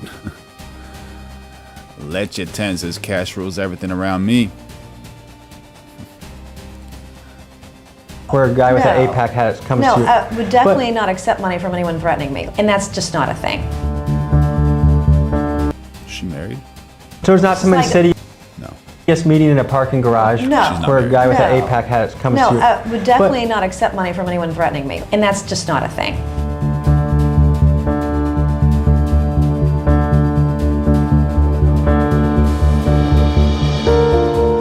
Mr. Johnson, Tom. Hey, nice to meet you. Good to meet you. Thanks for seeing us. Rep Hank Johnson is my handle, by the way. At Rep Hank Johnson. That's cool. And speaking of AIPAC, I just saw that in the chat. Let me just drop this in here for 1 sec. The owner of OnlyFans is one of the biggest contributors to AIPAC? But the whole thing is dark. The owner of OnlyFans is one of the biggest contributors to AIPAC? Tell me how that works. Was. He passed on at 43 years old. About 3 weeks ago or something. Don't know the answer, but it's not good. It's not healthy. He was of American and he was of Ukrainian descent. At the time of his death, he was the sole shareholder of the company. Recent estimates place his net worth as high as $7.8 billion, driven by massive dividend payouts and potential company sale valued at $8 billion. It's not good for the United States. None of it's good. AIPAC's not good. OnlyFans is not good. True. AIPAC and OnlyFans are allegedly not good for the United States. So maybe it's not surprising there's some nexus there. But the whole thing is dark. First guy to do the good plug, so check him out, guys. Yeah, check it out. This is Representative Hank Johnson from Georgia, and he does not take AIPAC money according to the website Track AIPAC. Here's what he had to say. The AIPAC PAC is powerful. The money that they put into elections can be influential, and so politicians do pay attention to that.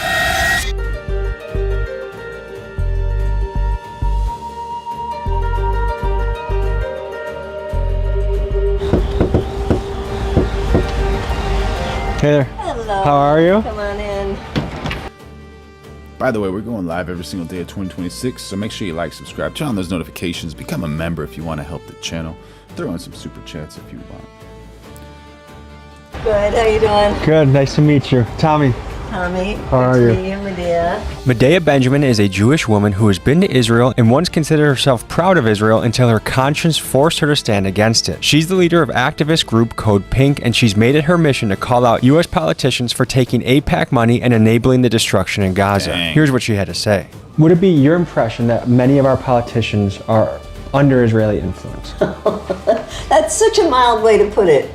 I mean, they are bought off by AIPAC, and that's not even the most important part. The most important part is they're scared to death of AIPAC. They're afraid that if they become the top. Well, chat, what do you think? Do you think that it's not necessarily only one people, but like extremists within like every single group of people that kind of almost try to ruin it for everybody else? Well, look at what they did to Cori Bush. Look at what they did to Jamal Bowman. And you can go back. Look what they did to Jewish Congressman Andy Levin, just because he said some mild things about Netanyahu. And so these members of Congress don't want to be in the crosshairs. We've heard a few times now politicians mention Cori Bush and Jamal Bowman seemingly getting pushed out of office by AIPAC. Here's what Cori and Jamal had to say on the matter. I got a message from someone in the community. AIPAC said to tell you that they know you're not going to change your stance. They just want you to be silent. They are very strategic and very unapologetic. Now let's break this down by highlighting Jamal's story. During his 2020 term, he was critical of Israel, calling what they were doing in Gaza a genocide and being one of the first politicians to demand a ceasefire. So when he ran for re-election in 2024, AIPAC-related PACs spent a record-setting $14 million to fund a challenger to unseat him. For comparison, his 2020 opponent spent under $2 million, meaning that AIPAC poured more than 8 times that amount to defeat him in 2024. It was the same story with Cori Bush when she also called the war in Gaza a genocide. An AIPAC ally spent $8 million against her, and she lost. So it seems AIPAC has real power to force out politicians they don't like. And when it appears to be lose your job or listen to AIPAC, allegedly, it's easy to see why politicians fall in line. And so they either put their head down or they're more even brazen to say, yes, I'll go with AIPAC on a trip to Israel this recess instead of being with my constituents. You know? Recently in the news, I've been bombarded by stories of U.S. politicians visiting Israel. I've even heard New York mayoral candidates tripping over themselves to say how often they visit or want to visit Israel. I would visit the Holy Land. I would go to Israel. Yeah, I'd make my 4th trip to Israel. To me seems a bit odd, and it made me wonder, are U.S. politicians visiting Israel an unusual amount? So we looked at the numbers. A 2024 study by the University of Maryland found that over 25% of all congressional trips were to Israel. And from 2011 to 2016, congressional members took 1,400 trips to Israel, which for comparison in the same time period, there were 88 to the UK and 154 trips to Japan, which are other countries that we also consider to be our greatest allies. And for Americans in the last couple weeks questioning whether their politicians are controlled by Israel, the news of a 250-person delegation to Israel could not have been worse timing. So does this mean that AIPAC simply outplays every other lobby in Washington, D.C. and should be celebrated for being effective? Or are we looking at something far more dangerous, which would be a foreign influence shaping American policy from the inside? Is it that bad? Yes, and it's bigger than AIPAC. A lot of times, there's a couple of arguments that get thrown around here to the uninformed. And one is that Israel is not even the biggest lobby. There's all these other nations that are bigger foreign lobbies than Israel. And it's because Israel's not a foreign lobby because they're not registered. Every other nation has to register their foreign lobby as a... Oh, that's right. And that's the reason he got in trouble, one of those presidents, because Israel didn't want to register. foreign lobbying group. And that's how it should be, because that way we have much higher standards for disclosure of where the money's coming from if you're a registered foreign agent. And you can actually look into the history of when AIPAC decided not to register. And it was right when John F. Kennedy got shot in the head. And you can actually go and read the original letters themselves of Kennedy's administration messaging. At the time, it was called the World Zionist Congress. And they were saying, you got to register, you're a foreign agent, here's it, and they send the paperwork. And they sent the paperwork over the month before JFK got shot. Why is it not registered as a foreign entity? The rules have been made easier for countries like that we consider to be allies. There are also a lot of people that are dual citizenship, so people think of Israel in a different way. There are a lot of American citizens who are also Israeli citizens. So they're American citizens. So, I mean, if you're an American citizen and you're articulating a point of view, that's your right. So I'm not of the view that these people are not American citizens. They're doing everything legally. They're American citizens. They're lobbying for their interests. They're lobbying. All right, a little bit of brand new news, I guess, for you. Might as well check it out. So, a Supreme Court justice publicly apologizing to another justice. That's like seeing two chess grandmasters admit they blundered mid-match, right? This isn't just about two people. This is about power perception and what happens when identity meets authority. We've got two different life paths over here colliding. One grew up in the Bronx, public housing, real struggle. One grew up in suburban Maryland, structured, institutional path. Two journeys, same destination, the highest court in the land. And now, these paths clash over one question: who actually understands the real-world consequences of the law? Because let's be honest, this whole thing started with what people do every day. Somebody basically said, you don't get it. And instead of a group chat argument, it happened at the Supreme Court level. That's like arguing with your cousin at Thanksgiving. Except now it affects 330 million people. So here's the deeper layer. Can someone truly understand a life they have not lived? Or is empathy enough? Because the law is supposed to be objective, right? But judges are still human beings with stories. This is where it gets powerful. When leaders speak from identity, people don't hear legal reasoning. They hear, she represents me. He represents them. And now it's no longer about law, it's about tribes. And then something rare happened. She walked it back publicly and said the comments were inappropriate, apologized directly.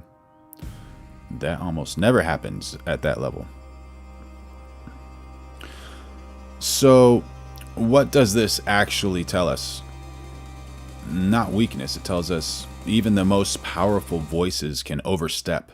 Even elite thinkers get pulled into personal framing, and sometimes self-awareness kicks in after the fact, right? Which, by the way, is the most human thing ever. Everyone's a philosopher until they get emotional. Then suddenly it's, you just don't understand me. And in a second, I'm gonna show you why this moment might actually be more important than, well,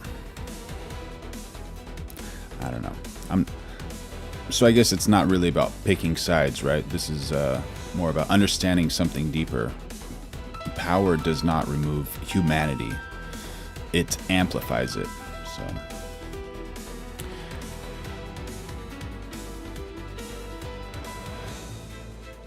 Justice Sonia Sotomayor. Lobbying for the Netanyahu government's interest because they think that's what benefits America, and they're paying millions of dollars, which under Citizens United is legal. The problem is why we have a political system that has that be legal, and why don't we have more people with the courage to say, I don't care, because if the people are on my side, it's not going to matter. Can you guess where this is? It looks like the Middle East, but no? Gaza. Gaza, wow. Pretty bombed to oblivion. Yeah, it's very sad. What's your reaction to seeing those photos? Horrific. We were complicit. We gave Netanyahu a blank check. Look, the Hamas terrorist attack was awful. And I said that people who committed those crimes had to be brought to justice and the hostages had to be released. But that happened months in. Netanyahu has been bombing for 2 years. Over 60,000 people killed. Reports out there estimate that anywhere between 70 to 95% of all housing stock in Gaza is damaged or destroyed. Listen to this take from Norman Finkelstein, a Jewish scholar whose mother and father both endured the horrors of the Holocaust. 95% of Gaza's housing is gone. It was estimated that it would take until the year 2050 to just clear out the rubble. I talked to an IDF commando, and if you look at the IDF position on the war, they are the most precise army in the world, and they are very fair in how they strike. In researching this story, I spoke with U.S. Navy SEALs, a Canadian soldier, and others who have served overseas. Many of them supported the IDF's claim that Israel is actually taking extra precautions to limit civilian deaths by risking their own men's life to go door to door to warn Palestinians before bombing their homes. By contrast, in wars like Iraq in 2004, my sources say that civilian homes were often hit without warning. And it's worth noting that in the Battle of Fallujah, for example, the deadliest battle in the Iraq War, there was also an estimated 80% civilian casualty rate. And one theory I'm entertaining is that the casualty numbers we are seeing in Gaza aren't unprecedented, but rather is actually typical of urban warfare in densely populated areas, as several IDF soldiers have pointed out to me. The difference today is visibility, that this is the first major urban conflict where smartphone footage is uploaded daily. And if Iraq, Afghanistan, or Vietnam had been broadcast this way, I think the public outrage would have been just as strong. So to me, this suggests that the backlash on Israel isn't necessarily an anti-Semitic double standard, but rather, unfortunately, there we go, Captain Blackbird in the chat saying, every time when I hear news about wars, I try to visualize my own life and area from their current situation. It usually brings me to an understanding that you wouldn't wish bad on anyone. Yeah, man, definitely. For them, that this is the first time that the world is witnessing the brutality of war in real time on their phones. First of all, they use 2,000-pound bombs. You can't be precise when you're using 2,000-pound bombs. Gaza is densely packed. This is just bombing of a city. Even in this first picture, what I would call the good days, where there's still buildings standing. Let's just start with one of the reports that's come out in the last few months with 83% civilian casualty rates. What would you say? Are those numbers accurate? They're not accurate, and I'll tell you why. The United Nations gets their numbers from the Gaza Health Ministry. Who runs the Gaza Health Ministry? Hamas. If I was an infantry company commander and I had 4 infantry platoons, I was moving into an area to conduct a combat operation where I knew there was enemy. And at the end of it, I killed the enemy, but 83% of the population was dead, I would be tried and sent to Leavenworth for war crimes. If you're branding yourself as the most precise army in the world, I think those numbers say another story. It's awful, but we need peace in Gaza. And I don't know how you get peace in Gaza without taking out Hamas. The food they're eating is not nutritious food. It's aid food. Some of the food has fungus in it and has worms in it. Now they're airdropping these food pallets, which 3 airships equals 1 truck. It's all show. Sometimes the pallets actually drop on people's tents and kill them. So the Gazans have to go through a place where no human can go, okay, where the Israelis have, top-notch surveillance, tanks, drones, soldiers and APCs with machine guns.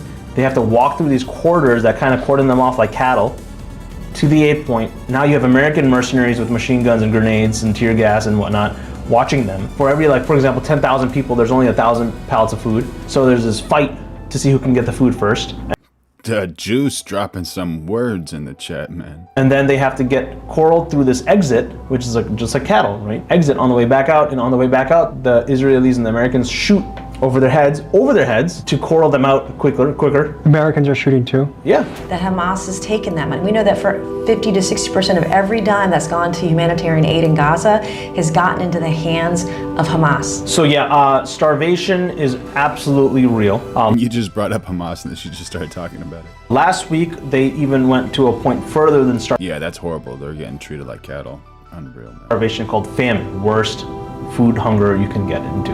We saw 2 babies in the neonatal ICU, Zainab and Hassan. Yeah, they were at the end stage of their life. We were requesting baby formula to be brought in. And we actually told the doctors who were coming in next to bring in baby formula, and it got confiscated at the Israeli borders. I myself, just being there for 2 weeks, I lost 12 pounds. Who says we're going to starve the people so much that they suffer that we're going to force the surrender? It's sick. And your tax dollars, my tax dollars are funding them because both Biden and Trump gave Netanyahu a blank check. Israel could not give them humanitarian aid. Israel could choose not to provide humanitarian aid to the Gazans.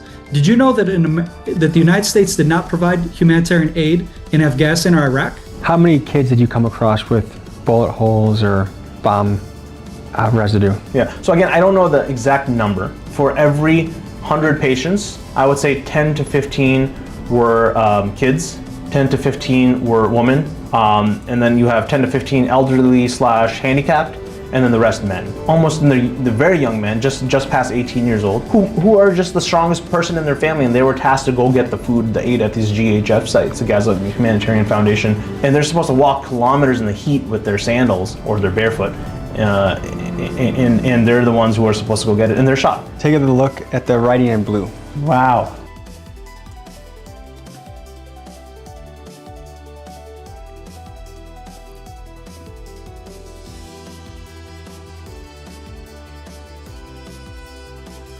All right, so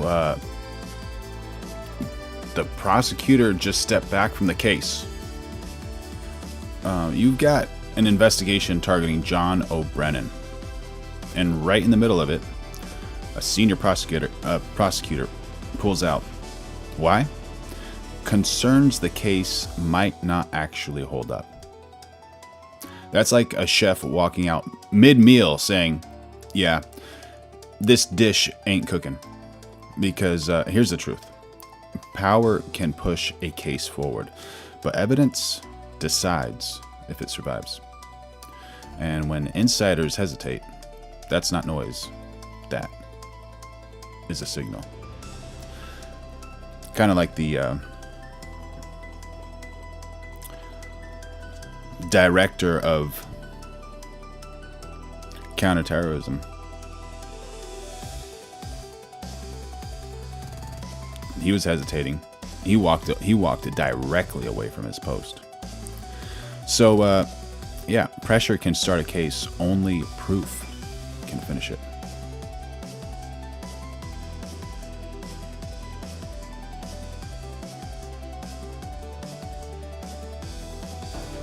Highest number of child amputees worldwide.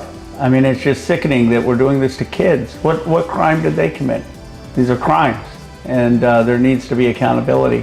One thing that really stood out to me was the Nasser Hospital, which, according to many reports, is one of the last functioning hospitals in Gaza. And there was a doctor from my hometown that served there as an American, and after he got back, shortly after, it got bombed twice. Double tapped, some people say triple tapped. On live TV, they killed the rescuers and bombed them. The very stairs that I walked, the very people I work with, the medical students, journalists. It's a war crime on TV, but kind of the news cycle's over and we're past that. It's not a war crime because the aid workers that were posing as aid workers that were Hamas, we had journalists that are Hamas, but they're posing as journalists. And when Israel finally took them out, and knowingly that the optics is not going to look good, but we can't keep letting them use the disguise in order to continue the warfare against Israel. And then what happens is then you get that reporting on most of the mainstream media that will jump on the story without looking deeply into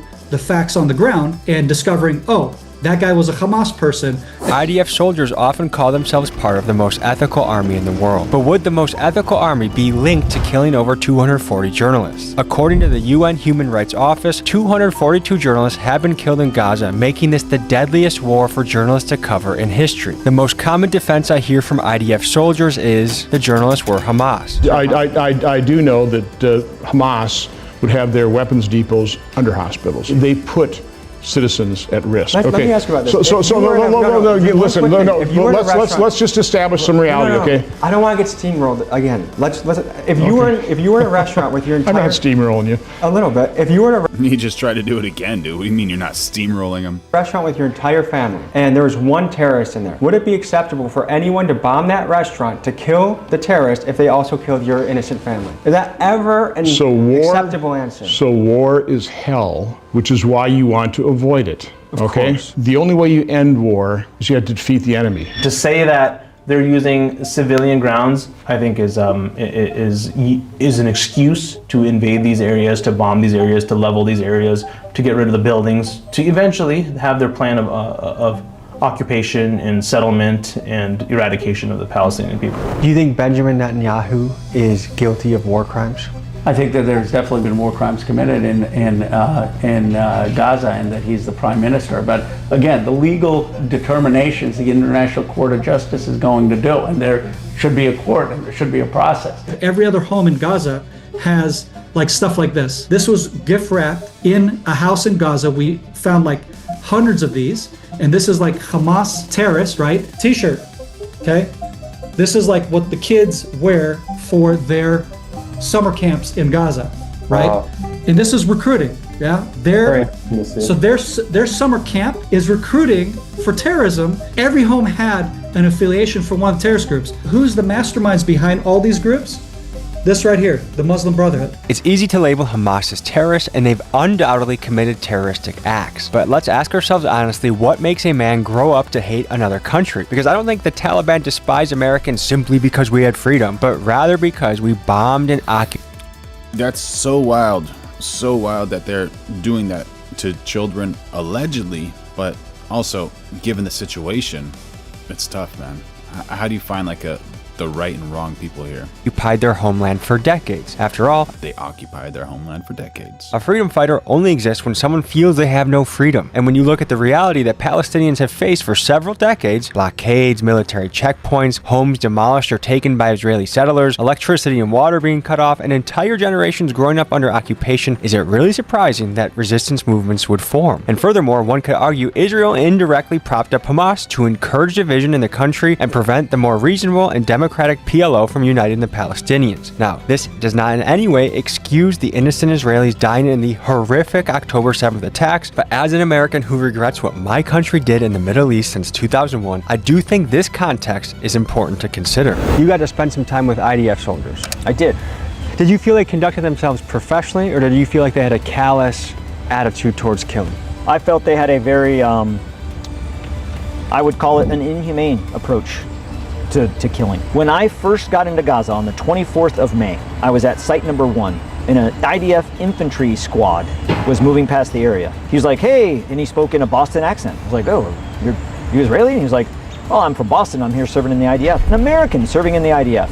And he was like, "Oh, you're part of the new American food thing?" And I was like, yeah. And he was like, "Why are you feeding our enemies?" And I was like, "Well, I think we're here to prevent Hamas from getting the food." And he was like, "Everybody here is our enemy."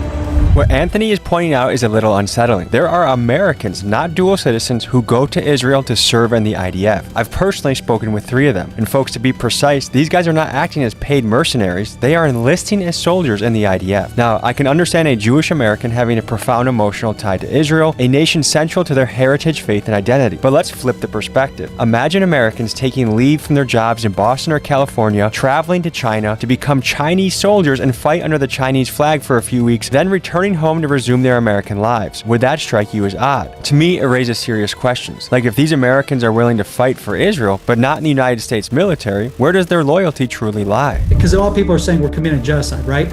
Fact check. Look at the population growth in Gaza. Wild. need to pause this for a sec just to let you know we're going live every single day of 2026. So make sure you like, subscribe, turn on those notifications, become a member if you want, throw in some super chats if you want. If you're watching a repeat of this, thank you for being here and thank you for being here right now. But we've got something a little different right now. So there's someone called Ice Spice, and she's right here in this little gray jumpsuit. Gas? Ready? Girl. What? Ready for what? Take gas. Ready for what? Okay. So there's a little bit of a issue going on. That's what you do, you take gas? So go take gas. So you from Cali? So go take gas. So you from Cali? Are you from Cali? Where you from? Are you from Cali? Where you from? Are you from Cali? No, I'm from Chirac. Where you from? Oh, you're from Chirac. Yeah, stay home. So where you from? So where you from? I'm from McDonald's. I'm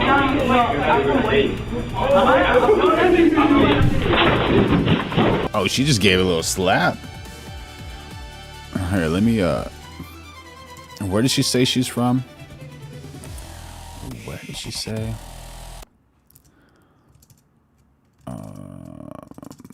Where did you go? There you are. Where are you from?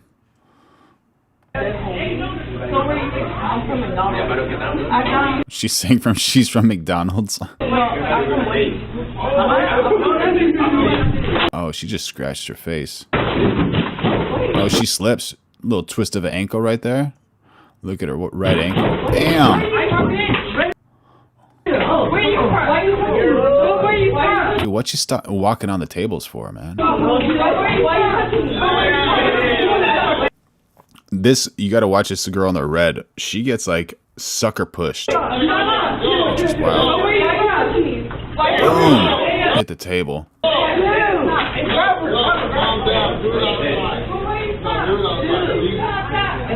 Wait, calm down, mama. Let me fight her. On your mama. Let me fight her. Let me fight a. Why would you want to fight? On his mother? What are you talking about? Are you a bitch? You want to fight a bitch? Why would you fight me, bitch?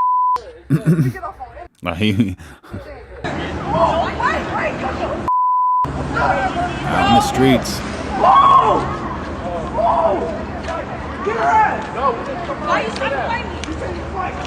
Ooh, somebody fell on the floor. Hey, don't jump her.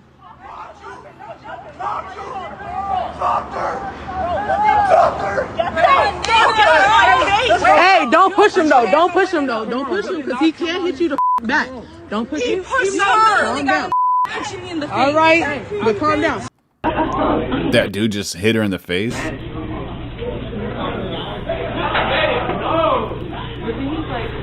I wonder what she says here. Maybe we can hear it now.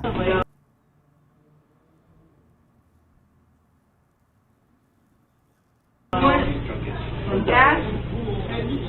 Ready? Girl. What? Ready for what? Take gas. You take gas? That's what you do, you take gas? Yeah. So go take gas. So you from Cali? So go take gas. So you from Cali? Are you from Cali? Where you from? Are you from Cali? Where you from? Are you from Cali? No, I'm from Chirac. Where you from?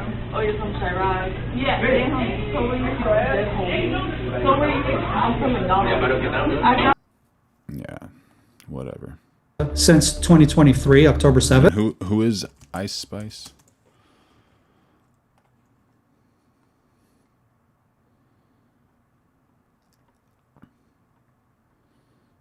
Okay.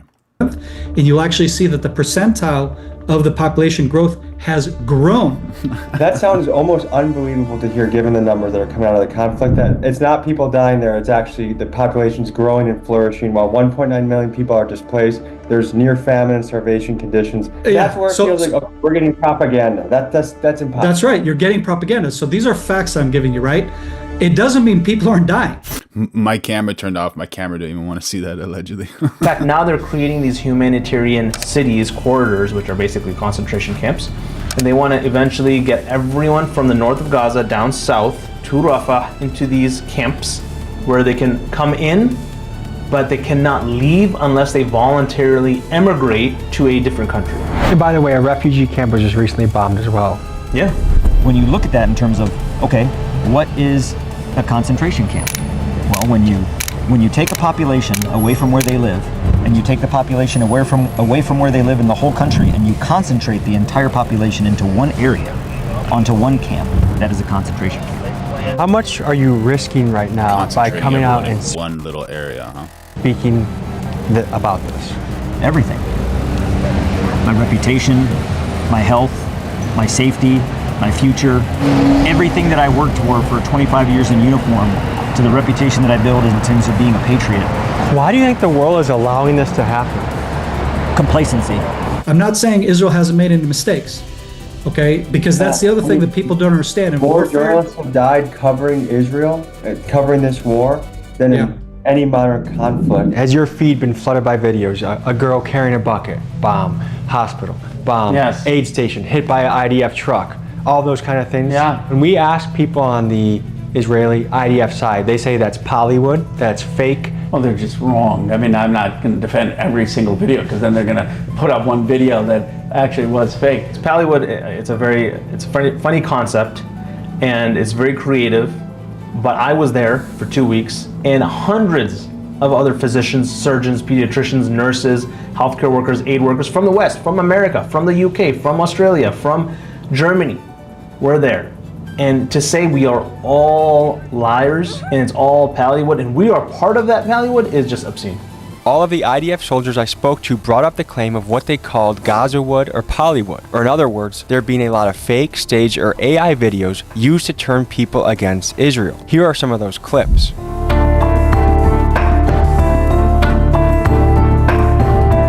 And after seeing some of these videos, I do agree something feels staged or off. However, most would argue, as with any war, propaganda is used by both sides, and this still does not negate the hundreds of real and horrible videos we've all seen circulating our feeds where refugee camps and children are getting blown up, entire cities appear to be bombed out, and the countless other examples of humanitarian carnage. Iran-backed Hamas terrorists have been holding civilians hostage for 706 days. So this is really the crux of the conflict right now, according to the official U.S.-Israel narrative, is until everyone here is released, we will not stop. Until everyone is released, they will not stop. Let's see if this thing loads over here, man.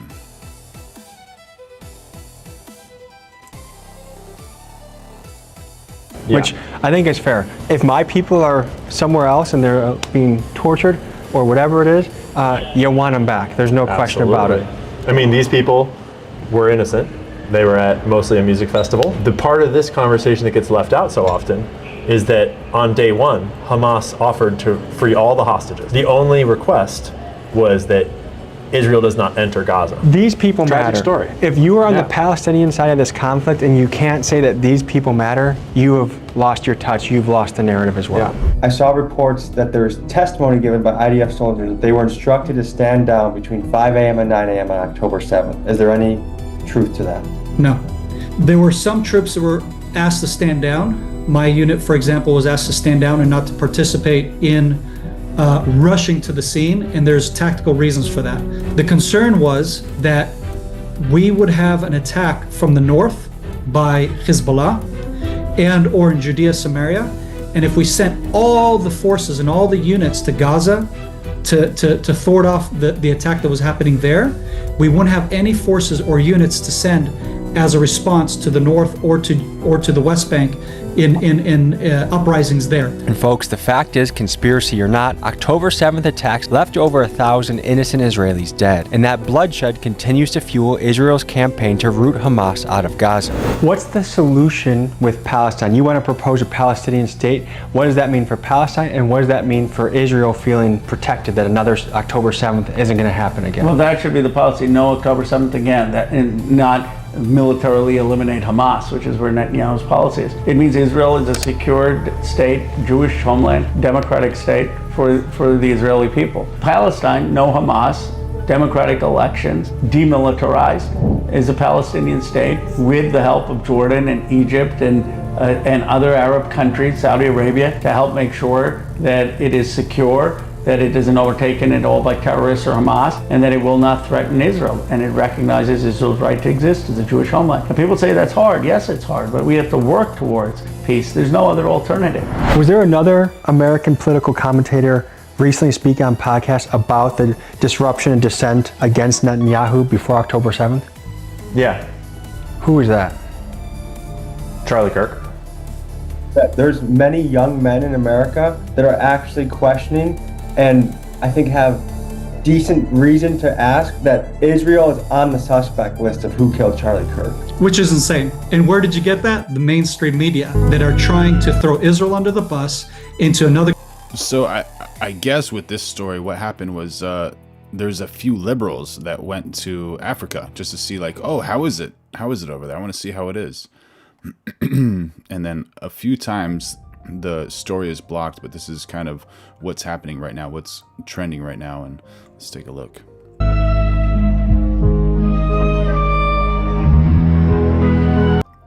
They're like completely regretting it.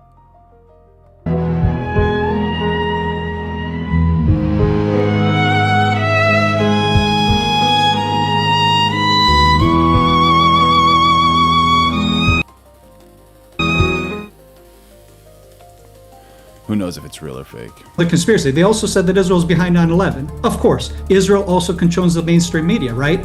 Also Israel controls all the banks. That's why Israel demonizes Israel on the mainstream media. Make perfect sense, so which right? one is it? Is it kind of what you're saying? Yeah, I mean, just use common sense. There's a lot of Americans that are starting to question how much control the Israeli government has over our administration. I mean, you talked about the freedom of speech. You talk about there's contractors in certain states that if the state boycotts Israel, the contractor can't work for them or they can't receive aid money.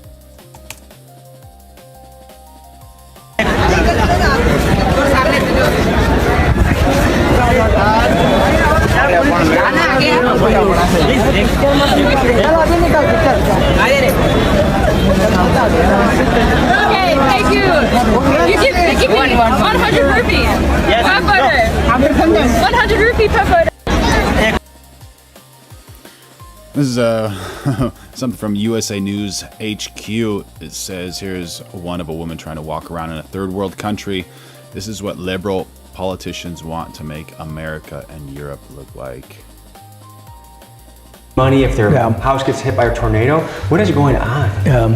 So this is another very emotional issue, and you know I'll get grief just for saying this, but boycotting something is an American tradition. Not only did we boycott the British tea, we dumped it in the harbor, you know, but there were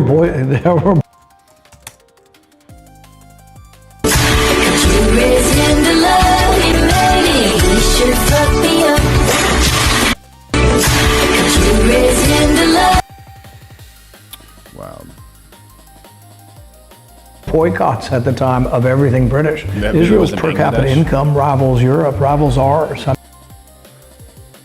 Obviously gifted. She goes there for all the attention and then the attention is a problem. Yeah, absolutely. Seriously. Why am I getting so much? It's like one of those girls that goes to the gym and she wears like barely anything. And she's like, what am I getting all this attention for? What for? Look what you're wearing. Look at where you are. Look at what you're doing. Yeah. Pull out that V card, that victim card. I mean, they've done incredibly well. They're smart, they're talented, they work hard. The innovation that's coming out of there. And the what? The innovation that's coming out. Yeah, innovation from tech, all of that stuff. But that's also a reason why we shouldn't have to subsidize everything they do.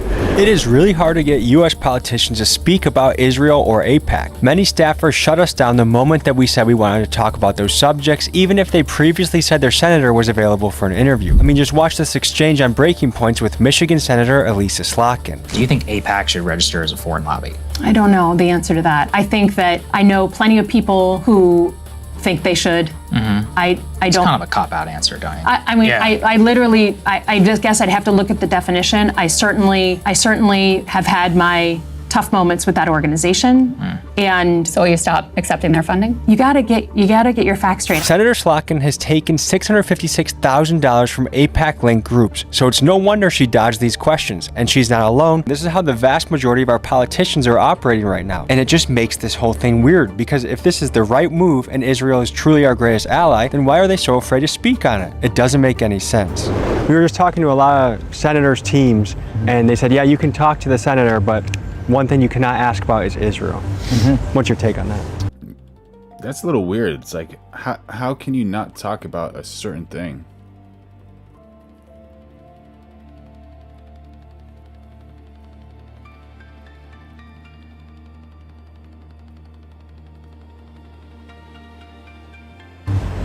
Well, I think for a lot of our elected politicians, Israel is a sensitive subject.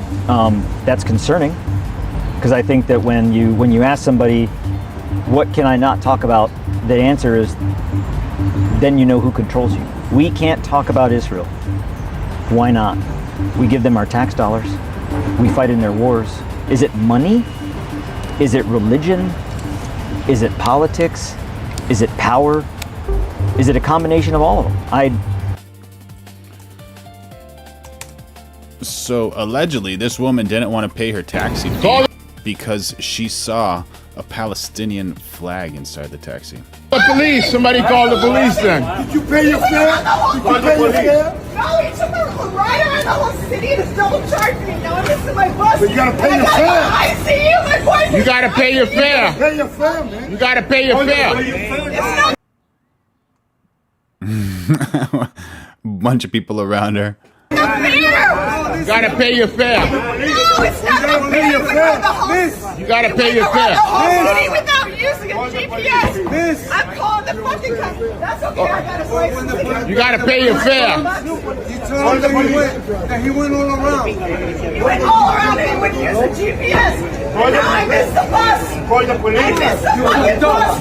Yeah, call the police. $40. No, It's $40. I know what you do. You gotta pay your fare. I know what you do. I already told. Oh, some people, my goodness. All right. We're going live every single day of 2026, so make sure you like, subscribe, turn on those notifications, become a member if you want. How you doing, Gloria Hammerstone? Good to see you. I don't know, but in my mind, there is not a dollar amount on the planet worth turning a cheek to a genocide. Israel is an extremely useful asset to have in the Middle East. Nice, Barry. Awesome. How was it? Did you get a lot of stuff done? Both from a Western Empire domination perspective, as well as from a money-making, deal-making, political maneuvering perspective. It's very useful to have a nuclear-armed nation that depends on us for foreign aid and for their very survival in many ways. They're working on our behalf. Like I said, there's a lot of technology connections. If you use an iPhone, you probably have a lot of stuff on there that comes from Israel.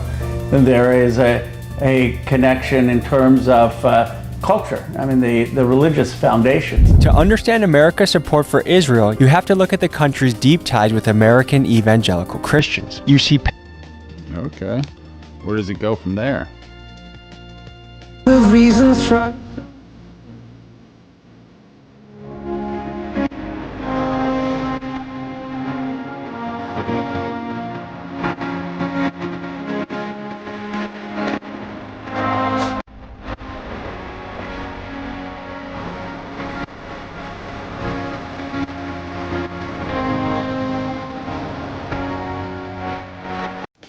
I don't know what this is about. Never mind. Pastors like Kenneth Copeland funding Israeli surveillance, while others like Greg Locke are openly calling for Gaza's destruction. Israel should make the Gaza Strip a parking lot by this time next week. It's evident that many on the Christian right fiercely defend Israel, and it's worth asking why. One theory is because evangelicals interpret biblical prophecy to mean Israel's survival is directly tied to the second coming of Christ. They take verses like Genesis 12:3, Ezekiel 37, and Revelation 16 to generally conclude that the end times will be centered around a battle for Jerusalem. So for many of these evangelicals, supporting Israel is not just a political stance, but it is a way of aligning with what they believe is God's unfolding plan for history. Every president in recent memory, from Obama to Bush to Trump to Clinton, says Israel is our greatest ally. Why do you think they say that? Israel has been a staunch ally in the Middle East. They continue to be that way. But what has happened with the state of Israel is it has come under the control of a right-wing extremist who's not interested in peace. And that has led this country to where it is now committing genocide. Are they our asset, or are we theirs, or a combination? Isn't that the question? The Zionists would say that it's a partnership. What do you think, Chad? That's a very good question right there. Very good. Right? The Zionists would say that we love Israel and Israel loves us and we support each other and we both promote Western values and we're both, he's the only democracy in the Middle East, right? Sort of. Assets are relationships based on manipulation, coercion, control, inherently. Allies is a relationship built on friendship and shared growth and shared gain, and ally is a word that I would not use to describe Israel. Do allies spy on each other secretly?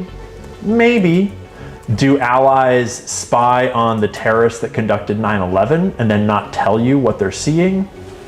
Maybe. Do allies send Jeffrey Epstein into the White House 17 times to apparently develop a relationship with the President of the United States and then probably blackmail him? Definitely not. And let's just say we do want to be allies with Israel. Are we not able to hold them to standards that we should hold every other country to for war? Yeah, war is ugly, I get that. And you got to take out what they view as the bad guy, the militants. Okay, if you were taking them out specifically. As Americans, what do we want in our legacy? We want to be honorable people who defended the voiceless, who defended the downtrodden. That's kind of our story. We're always rooting for the underdog. And then when it comes to this genocide, we are aiding and abetting the eradication of civilians. And I think us American citizens want the best for people, for humanity. Yeah. One big thing Americans need to think about as we continue to fund Israel and stand by during the destruction of Gaza is this. Is our support of them helping us or hurting us on the world stage? Can we honestly say that backing Israel... Oh yeah, got a message from Barry. Hey bro, I just came across your stream. If you could just give me your social security number, your birth date, and credit card number, I can give you 7 viewers. Think about it. Thank you, Barry. All right, my camera keeps on overheating for some reason, so we're gonna pause this stream. We're gonna jump back. So make sure y'all like, subscribe, turn on those notifications. We're going live every single day, and if you want, become a member so you can get some of these cool things like little doggy laughs. Get some slaps, and we get Veronica in the room. Thank you for your support. I love you. Wishing you and your family the best. Go on and do some push-ups, girl. All right, anyways, so I love every single one of you. Take care of yourself, and we will see you soon. And you know what? Try to love your neighbor, love the people around you. You don't need to pay attention to all this propaganda and all this hate. We just gotta find a way to make peace and become great people. And yeah, so until next time, I will see you soon.